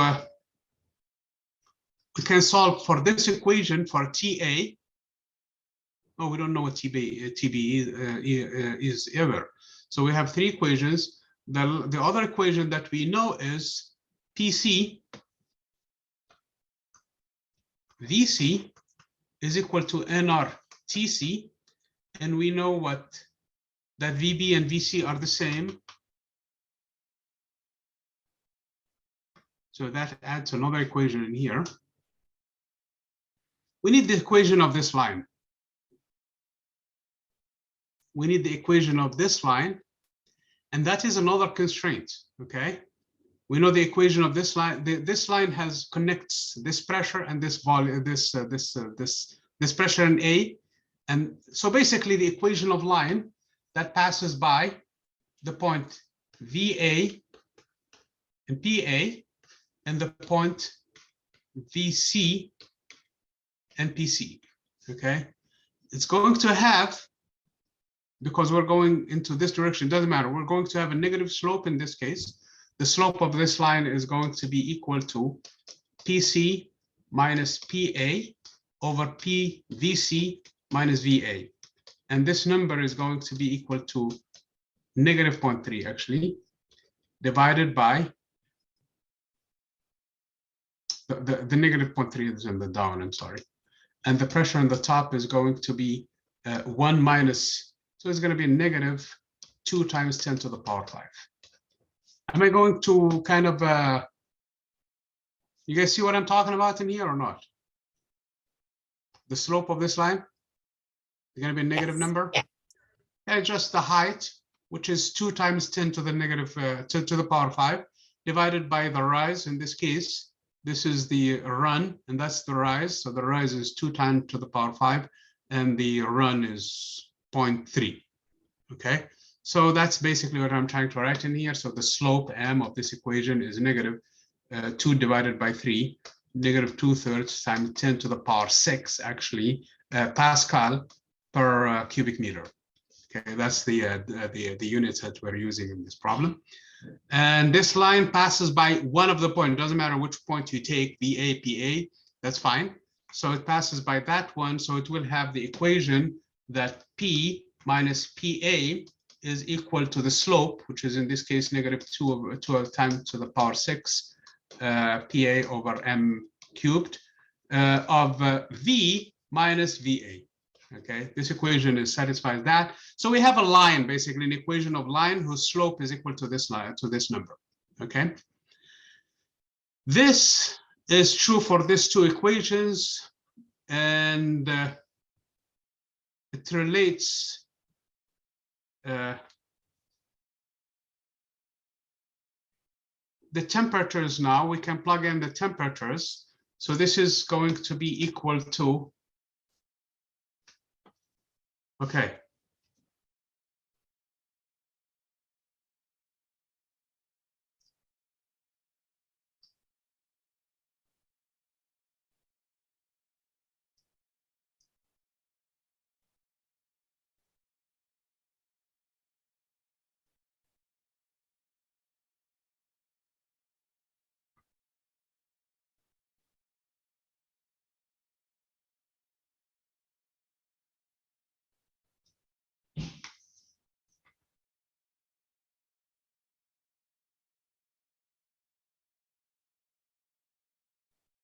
I'm gonna skip part A in here. I'm going to follow up with you guys on it, okay?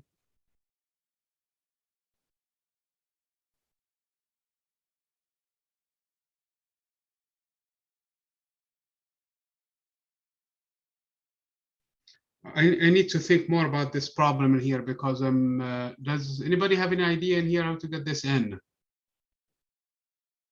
The number of moles. Could you not use PV equals nRT to solve for the temperatures for all 3 points? What you use then? Oh, because you don't have n. Never mind. Yeah, we don't have n.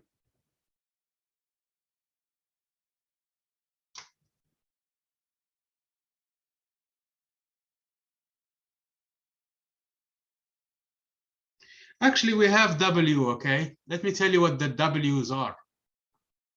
We have the W's, and since we have the W's, we have the Q's. So we really don't need N. We have the W from the picture. The W is just the area of this integral. The W is minus the integral of PDV in any of this calculate. Obviously, this W is equal to 0 here, okay, for this portion, okay? But this W from A to B is equal to this area, this whole area. And from the geometry, you can find what the W is. The W in this case is equal to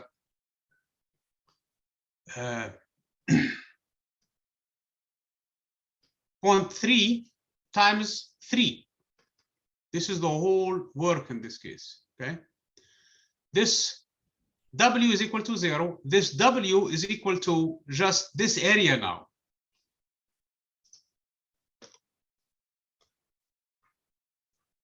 Which is going to be half height times base plus this much. So we know what that W is.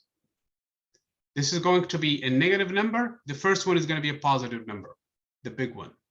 And this is going to be a 0, 1. So we have all of the W's, okay? In terms of the Q's, though, the ones that require the N. So we have the N.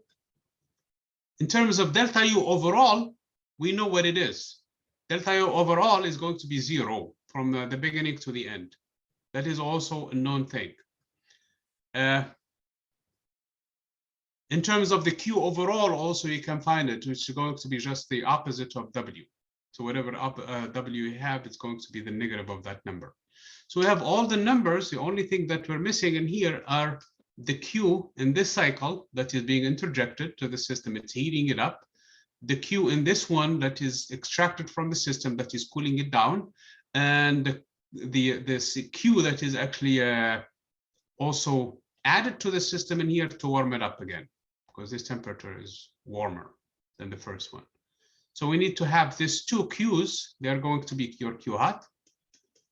And this Q is going to be your QC.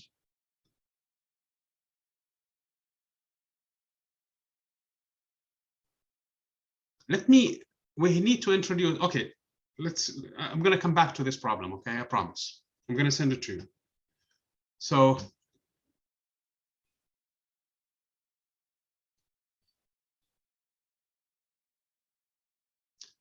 let's look at the other problem, because the other problem actually, it's similar to the first problem, typical problems that you will have.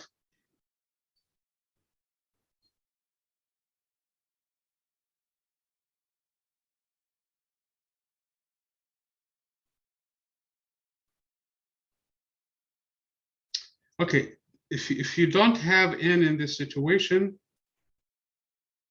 the number of moles, you can calculate the number per molar, meaning per mole of this gas, okay?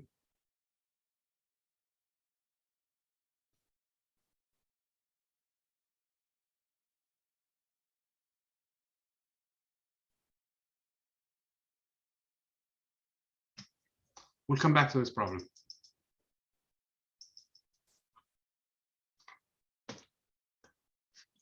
Let's look at problem 2049, because that's actually the opposite of these problems, and I really want to get to it. So here they give you the number of moles for this problem.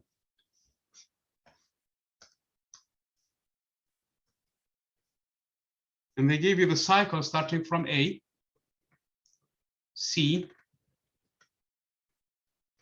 This is actually not a straight line. I'm trying to draw a curved line in here. So, but the cycle is in this direction now. This is A, this is B, and this is C. So now, by just looking at the shape in here, is this going to be an engine or a heat pump? It'll be a heat pump. Because of the fact that this is Counterclockwise. Counterclockwise. So the W net is going to be actually positive in this case, because it's heat added to the system to have it cool down something. So they gave us this pressure in here, 0.7 atmospheric pressure. So this is ATM, and these volumes are in cubic meters. Okay, and they give us N to be 0.85 moles, and they gave us the gas is actually helium. So that's a monoatomic gas. So we know what Cp is, and we know what Cv is, and we know what gamma is. Okay, so we have everything for this process. And assume the gas can be treated as an ideal gas. The process AB is isothermal. Find the coefficient of performance of this engine. Okay. So we need to find the coefficient of performance of this engine, of this refrigerator. Okay.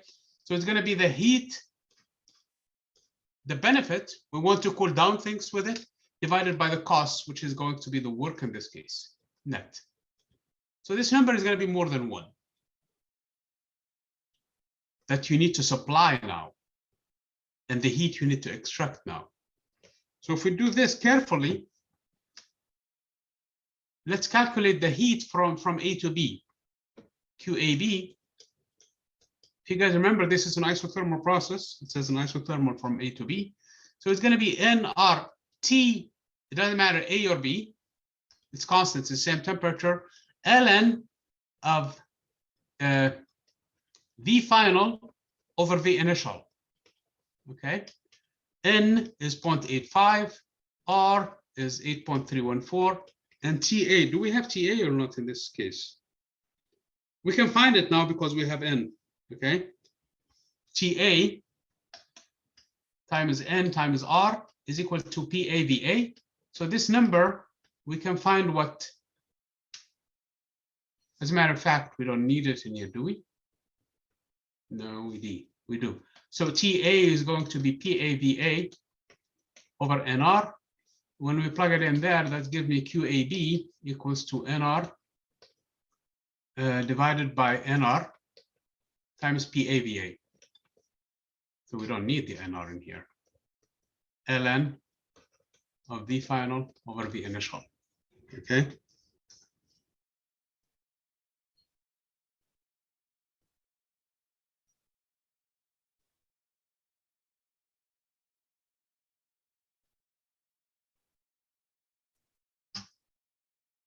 So the number of moles is not needed actually to calculate this thing in here.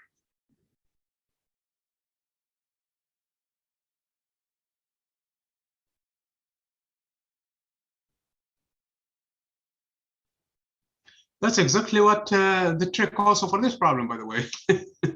When you think about it, it's the same thing. For this NCP delta T, it's N times CP, which is for this one, was it monoatomic gas or diatomic gas? I'm going back to problem 42, by the way. Okay. Monoatomic, so it's going to be 5 over 2R times TB minus TA, correct? So N times R times TB, it's PBVB.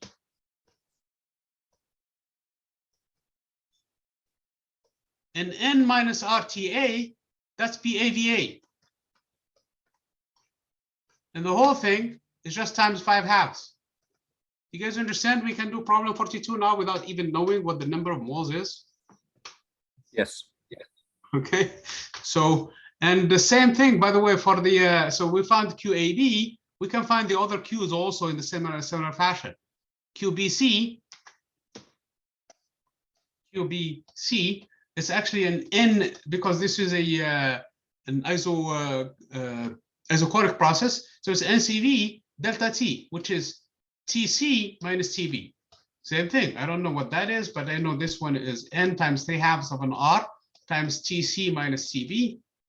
So NR times TC is just, so this is going to be 3/2 of PCVC minus PBVB. So we really don't need what an R is or what the temperatures are. As long as we're given the pressures and the volumes, we can do this problem all along. So we can find what this difference is and multiply it by 3/2. That would be QBC. And the last Q, if you wish, use this integral to find the work, and then use your, from here, you can use minus P dV integrated. We're talking about this process now from C to A. From C to A, VC to VA, this gives me W CA. So when I integrate this linear function in P, so I just move this constant in there, and I will have a V squared over 2, and I will have a V multiplying the constants in here, okay? Because this expression P as a function of V will simply be PA plus this constant, negative times negative, is going to be a positive 2/3, 10 to the power 6, VA times, this is just Pascal, not unit. This is Pascal. And then this whole thing is just a constant minus 2/3, 10 to the power 6, V. So when you integrate this expression with respect to V, you're going to pull out a V in here because this is a constant, its integral is just V. And you're going to integrate the VDV, and that gives you V squared over 2. And then this expression will give you WCA. Okay, you know what delta UCA is. That's going to be simply equal to NCV times T A minus TC. And again, use the same trick. This is 3/2. Is it a monoatomic? If it's monoatomic, I forgot if it's monoatomic or that. It's still monoatomic. So it's 3/2 times NR times TA minus TC. And again, for delta U, you can find this problem. You can find that this is actually 3/2 of PA VA minus PC VC. And we have all the pressures and the volumes. So we can find what the delta U from cycle, process CA, and we can find what the work from CA. Then we can find also what Q is. It's going to be just delta U minus W. Since we found W, since we found delta U, we can find what QCA is for this problem.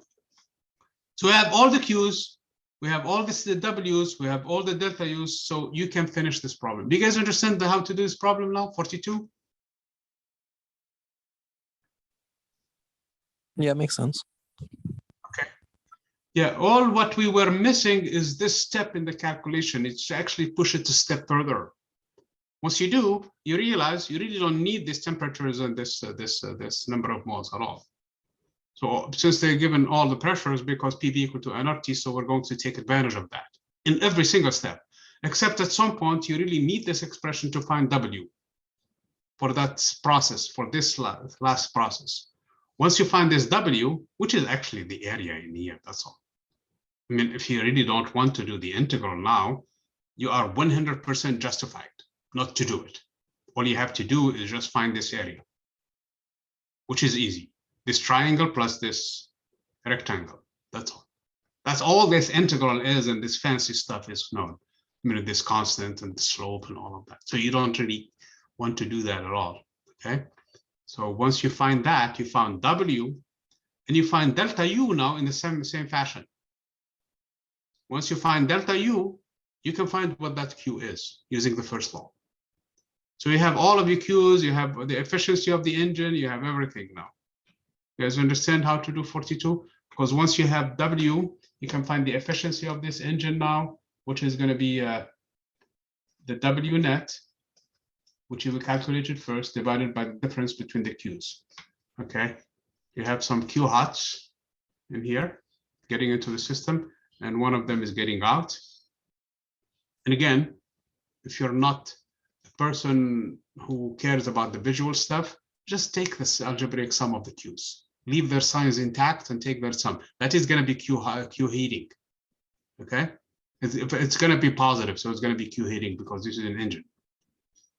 So the ones that are negative, leave them negative. The ones that are positive, leave them positive and add them up.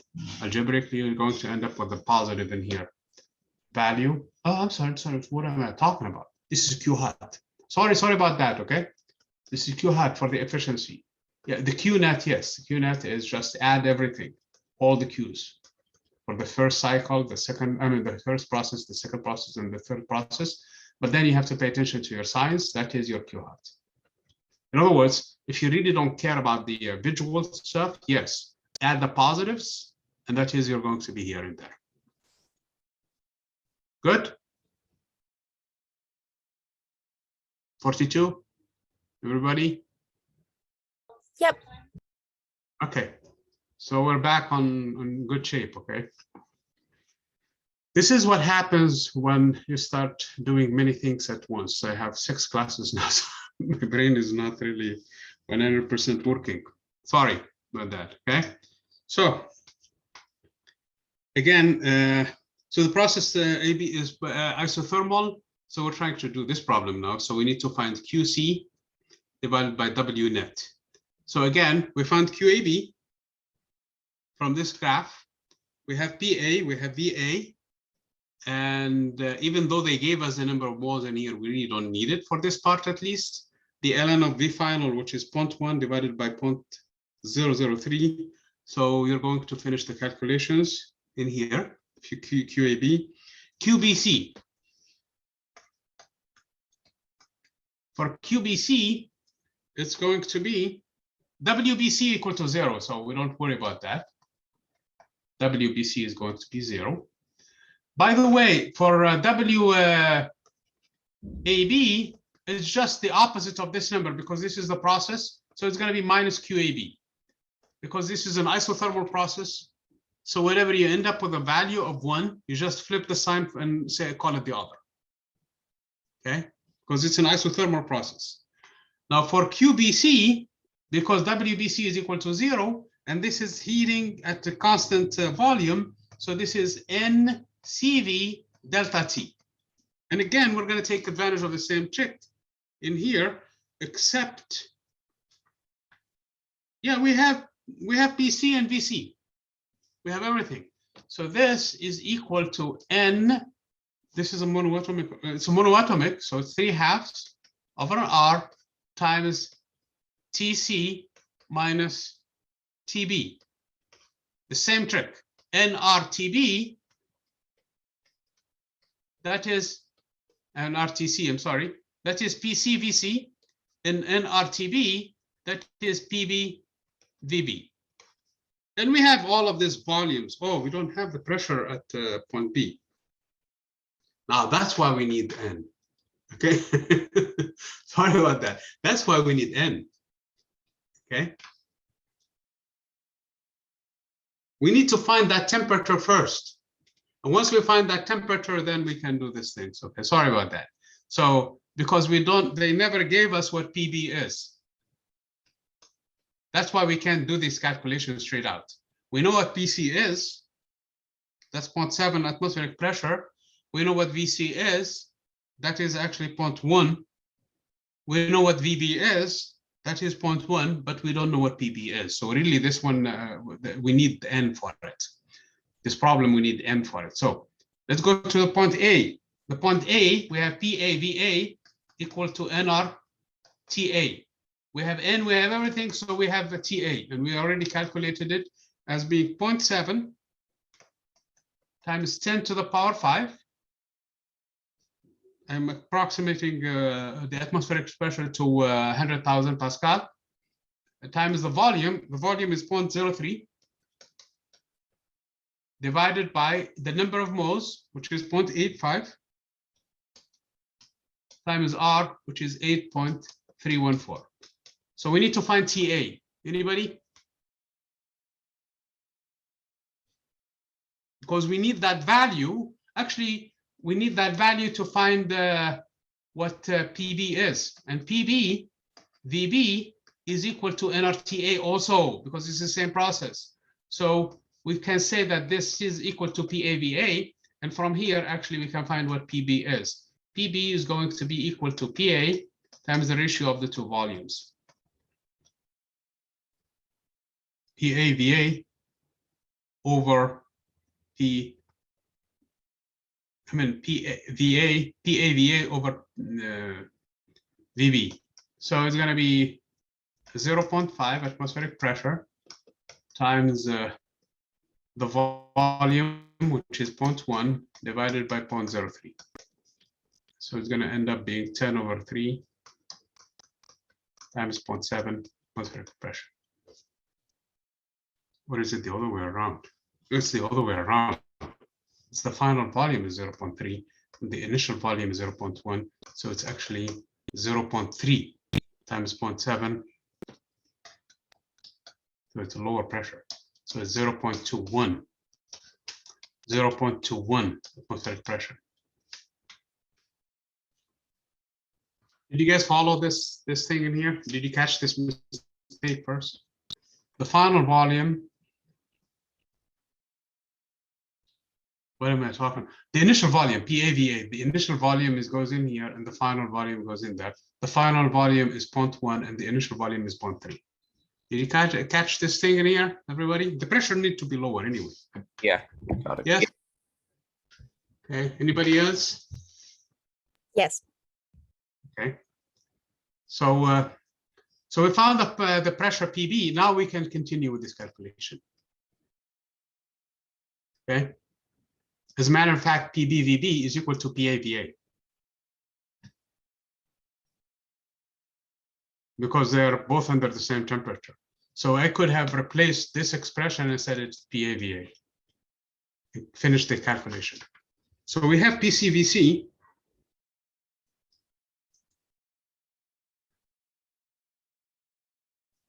No, it's not the one that we don't know. It's this one that we didn't know. Oh man, sorry guys, I'm telling you guys. So it's not PBVB, it's PCVC. Because from A to C is the process that is. So all of this calculation was calculating PC, which is really what we need. Okay, so this we know it. PBVB. It's this one that we don't know. Okay, so this is PAVA minus PBVB. Did you?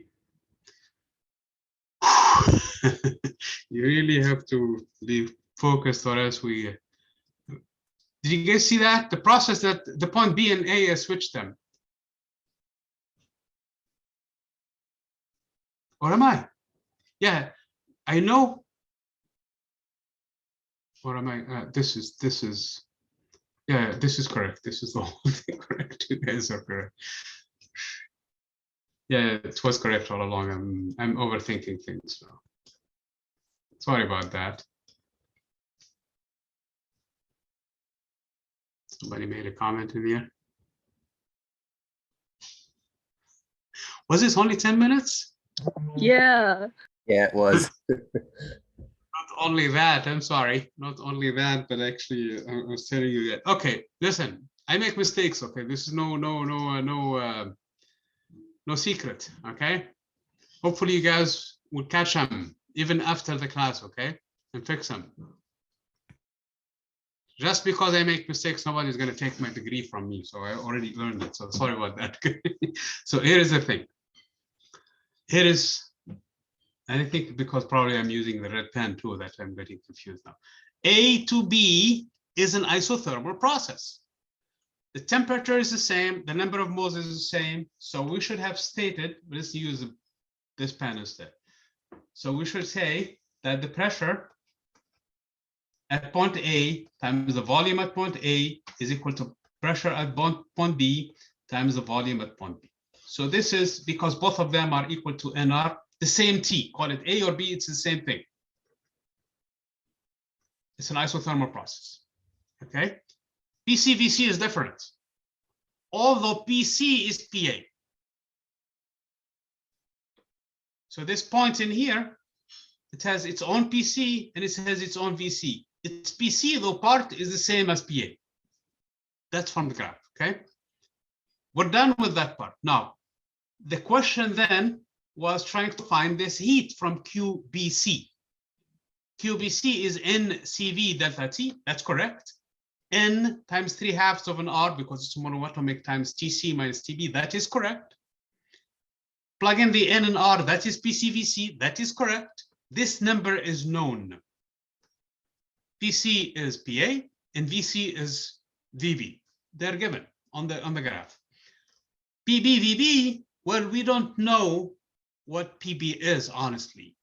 But we know that this number, PBVB, is the same as PAVA because both of them happen to be on the same isothermal. So all of this calculation here, trying to find all of that, you really don't need to because you can sub this value by PAVA. And we're done. We have found QBC. So I'm going to leave it to you guys.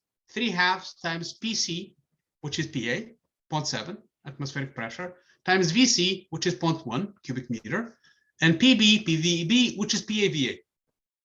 That's the same N, the same R, the same temperature because both of them are on the same isothermal. So we're done with this. So we found QBC. WBC is 0. Delta U in this process is the same as QBC. End of the story. Whatever you end up with from here, that's it. And then the last portion of the problem is going from C to A. From C to A, Q is equal to, again, NCP delta T, and T is TA, the final point is A. This is from C to A. TA minus TB, minus TC, sorry, okay? Again, the same trick, except now CP, which is 5/2 of an R times TA minus TC. Leave the 5/2 alone, and NR times TA, that's PAVA. Both of them are given. We know what PA is, we know what VA is. Minus PCVC, and both of them are also given in the diagram. So this number is calculate, we can calculate QCA, okay? And then WCA, if we are asked for it, is going to be, in this case, minus P, and the P is the same PA or PC, whatever you want to. As far as the pressure, it's the same pressure, times the volume at the end, which is VA, minus the volume in the beginning, which is VC. So this is going to be minus PAVA minus PA, which is PC, VC. So we have everything. We can find all of the stuff that we need, okay? We can find W net now, which is going to be equal to W from A to B plus W from B to C, and this is 0, plus this W that I found from C to A, okay? We're gonna find Q net now, or Q hat now, whatever the positives, sum of the positives. Q hat, we don't need Q hat, we need QC actually. Sum of the negatives. Okay, at the end of the day, we're going to find the COP, coefficient of performance, as this QC over this W net in absolute value. Yes?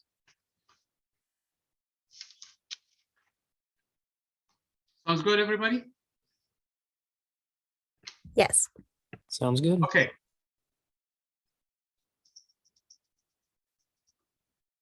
So the other example that I think is extremely important is from 2053. And that is the next page. It says, in your summer job with a venture capital firm, they always add some nonsense stuff in here to get you confused a little. You are given funding requests from our inventors, from 4 inventors of heat engines. The inventors claim the following data. So we have TC in degrees Celsius. We have T hot in degrees Celsius. We have the efficiency they gave us in a table, and it's prototype A, B, C, and D. So these are the inventors. The first one says that it operates between 47 degrees Celsius and 17 degrees Celsius. The other one, 17 degrees. So it's 47 up to 177. Okay. And the efficiency of this engine is 21%. So this is in percent, by the way. Okay. And this one operates between 17 degrees and 197. And the efficiency of this engine is 35%. And this one operates between -33 and 247 and 56 Kelvin. I mean, 56%, I should say. Okay. All of these temperatures, by the way, are in degrees Celsius. So at some point, we really need to convert them to Kelvin. If we're going to do efficiencies. Okay. This one operates between 37, 137, and 20. Okay. So these are the engines that were given to us. The first part in here, based on the TC and T hot values, find the maximum possible efficiency. So we need to find EC, E of Carnot, which should be 1 minus TC over T hot, with the exception of this TC is in Kelvin, that's all. So we need to find the maximum efficiency in here. So this is what the question is asking. And then, are any of these claims impossible? If any of this, if E is greater than EC, this is a no-no. So if any of these ones turn out to be greater than this computed value, we have to eliminate those inventors, say that this is not correct. Okay. Explain. For all prototypes with efficiencies that is possible, rank the prototypes in order of the ratio claimed efficiency possible. So in other words, how much does it really cost? What are the better ones? Okay. In other words, which one are closer to E Carnot? How close they are, that's what the last question is. So for that, I'm going to stop sharing this thing and I'm going to open Excel and do it on Excel. It's much easier to do it on Excel. Look at Excel first.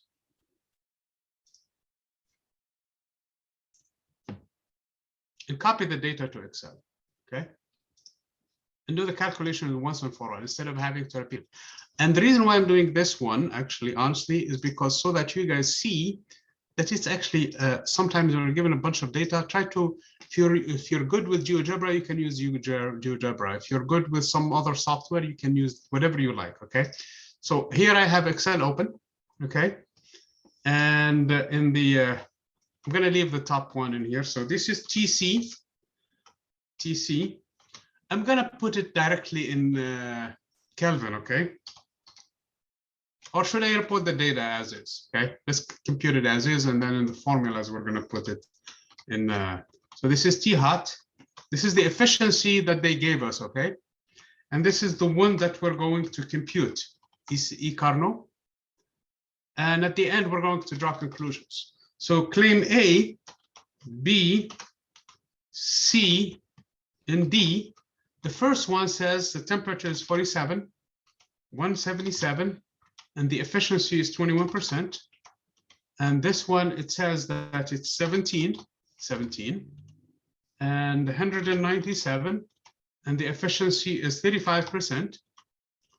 And this one in here, it says that the value is -33, between -33 and 247, from a cooled system all the way to a superheated one, and 56% efficiency. And this one is 37 and 137 and an efficiency of 20%. Okay, had it operated as a Carnot engine, okay, this is its efficiency. First of all, it's 100% times, open parenthesis, close parenthesis, quickly, oops, 1 minus TC. TC is whatever this value equals. Oh man, I forgot the equal sign. That's why I'm getting this nonsense. Whatever this value, which is TA, add to it 273.15, okay? And divide. So it's going to give me a number.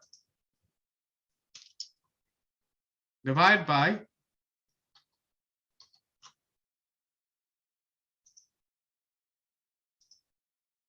this number. That's the hot temperature plus 273.15. So had it operated as a Carnot engine, this is its efficiency, okay? Obviously, it gave me a big number in here, 28. So let's copy this formula and paste it everywhere, okay? So I'm going to come in here because everything is rounded up to 2 digits. So I'm going to just keep 2 digits. I'm going to right click on this thing in here. What is the format in here? Did they change? They changed it so much in here that I don't even remember. Wait, I tried to change the decimals. Yeah, format, number. Oh, you can click the arrow underneath the general thingy, and it should Yeah. go down. Yeah, I found it. Okay, good. Okay. Yeah, so this is efficiency. Both of them are in percentage, by the way. This one is in percent. So it's not like it's more than a half. And this one is in a percent already. Because remember, in the formula, I multiplied it already by 100. And I did the math in here, which is 1 minus TC over TH. Okay, what was the question in here? Based on TC and TH, find the values of prototype possible for each. So the possible one, really, the maximum is 29%, the maximum is 38%, the maximum is 54%, and the maximum is 24%. Which one is really has to be rejected immediately from the get-go? C would have to be rejected.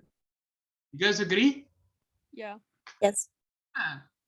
It's claiming to be 56% efficient, whereas according to this guy, it's 54%. According to Carnot, so this is not possible. So this is no good.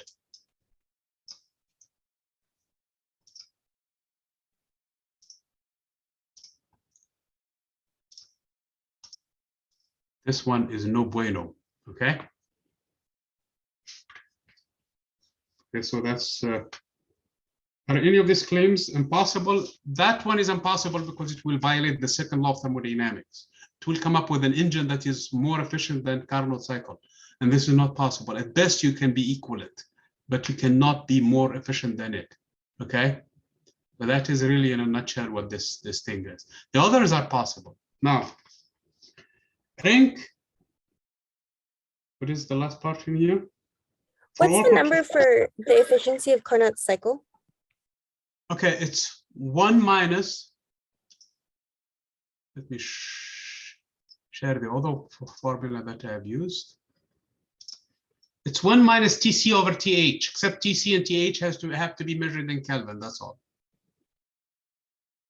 This is at most. This is what we found in lecture last time. Make sense?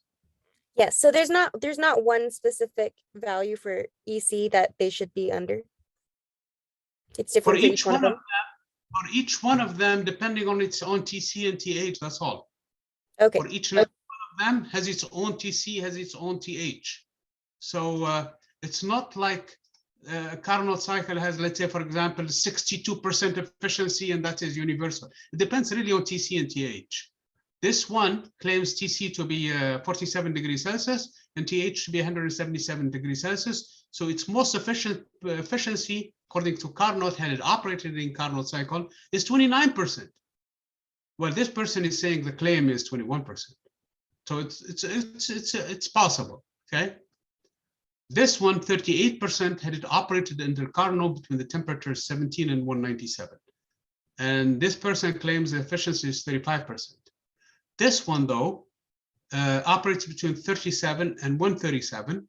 And it's possible, he said it's 20, but the Carnot cycle, had it operated in Carnot cycle, is 124. This is the problem, though. Cycle D is claiming efficiency of 56%, where operating between -33 and 247 can get you at best 53.8%. So how are you getting 56? Make sense? Yes. Okay, now we need to rank them. So in order for me to rank them, one way to do it is how much efficient is this engine versus Carnot cycle, okay? Cannot really do the difference, I have to do the ratios. So the ratio of E over EC, this is what I'm after. So this would be equal to this number divided by this number, and again, I'm going to multiply it by 100. Okay. And copy this formula everywhere in here, with the exception of the second one, which does make sense. It's going to be 100%, more than 100% efficient. So again, this is numbers are going to be, format these numbers again, go to cell, and make this one into number, make only a single digit in here. Okay, so this is 104% efficient as compared to Carnot, which is impossible. Okay, if I rank them, this is 73% of its efficiency of what it could be had it been Carnot. This is 91% of what a Carnot cycle is. This is an 82%. So if I rank them, I would say B is better, D is second, and the worst is actually A. So the answers are B, D, A in this order. B is number 1, D is number 2, and A is number 3. C is to be rejected.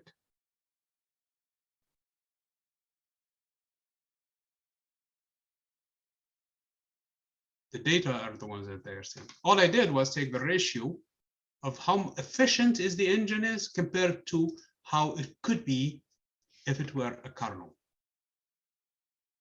If I found it to be 100%, that means this is as good as a Carnot. If one of them was, for example, a Stirling engine, it could end up, a Stirling engine is 100%, meaning it's as efficient as Carnot cycle. This one is claiming to be 104%, okay, which is nonsense, which is not accepted anyway. Make sense, this problem for you guys? Yes. This would not have been easier, honestly, if I didn't have Excel available for me. If I plugged in these numbers and did the formulas correctly, if somebody asks you to show work, you can explain the calculations that they showed and plug in the numbers in there from Excel, like this. Control C, go back, Control V. Let me show you what happened, okay? What I did was Control C this stuff and share.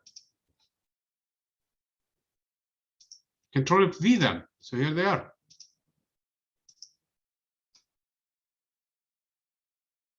And they're giving me the same stuff, especially since Excel integrates well with this thing. So I have it in there. Now I can write whatever I need to write. Yes. Yes. Okay. So I'd like you to look at problem 2052 also. That's good for preparing yourself. It is similar to the first 3 or 4 problems we did on calorimetry. Actually, it's calorimetric problem also. And problem 56 from the same page. This is the Stirling engine. Okay. Okay. We did 2047. I believe, if you do all of these things, it should be good for the exam.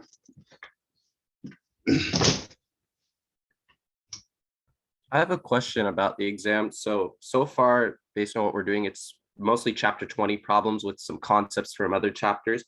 Are we going to be, we're tested on all 4 chapters, right? Just to be sure. Yes, and you noted that, I mean, at least the first portions of these problems really are pulling from the first chapter 17. It is really chapter 18 that, because we don't do a lot of entropy calculations using the other formula that we talked about, delta S is equal to K ln of W, that we're not going to really have a lot of things from the mean value for the velocity and things like that. So, but things that we did, the examples we did before, including chapter 18, by the way, they're actually also useful in terms of preparing you for the exam, because every chapter we do problems with. So I mean, I'd like you to go through those things. You have enough time to go through them, make sure you understand all of these processes and things like that. So this is not the entire picture, because you still have the other problems that we did in class 2 in the other previous chapters. Okay. Okay. Anybody else? Okay, again, the exam is going to be a week from today. We will not have lecture on that day. And then I will be available throughout the entire exam. And then also, please follow the instructions I said earlier in terms of taking pictures if you really have to take pictures. If you can, try to stick to a PDF format. It's much easier for me to pull them. And do not put something outside of Canvas. Do not give me a link to your Google Drive or OneDrive or something. You have to upload stuff to Canvas so that they can pull them from there and they stay a part of your record. And it should not be hard. It should be done. Sounds good? Professor, so for the discussion, what did you need us to do? The discussion remains only just about the relativity, the 2 principles of relativity. Remember that we discussed last time? Okay, so it's the 2 postulates of relativity and then the derivative of x and x prime. Yeah, I already finished that. So just write them, right? Those 2 transformations, the Lorentz transformations, okay? So do that quickly and then go back to your preparation. Don't worry about this lab. We're going to come back to it because we didn't do, I extended the lab very much so that you can guys do it. Now, part of the preparation, since one of you guys asked, is the entire lab that is for this chapter 20, which was last week's lab, okay? That also gets throughout those 4 units. Sounds good? Yes. Yep. Okay, everybody. Well, Unless you guys have any questions, I'm going to stop the recording, and if you guys want to, I'll be around. So if you guys want to ask questions, fine, I will leave my microphone on, my speaker on, and turn off the microphone and the camera. If not, I'll see you guys Tuesday, where we continue the discussion on relativity, and then the exam on the day after, which is Thursday. Sounds good? Yes, see you Tuesday. See you, thank you.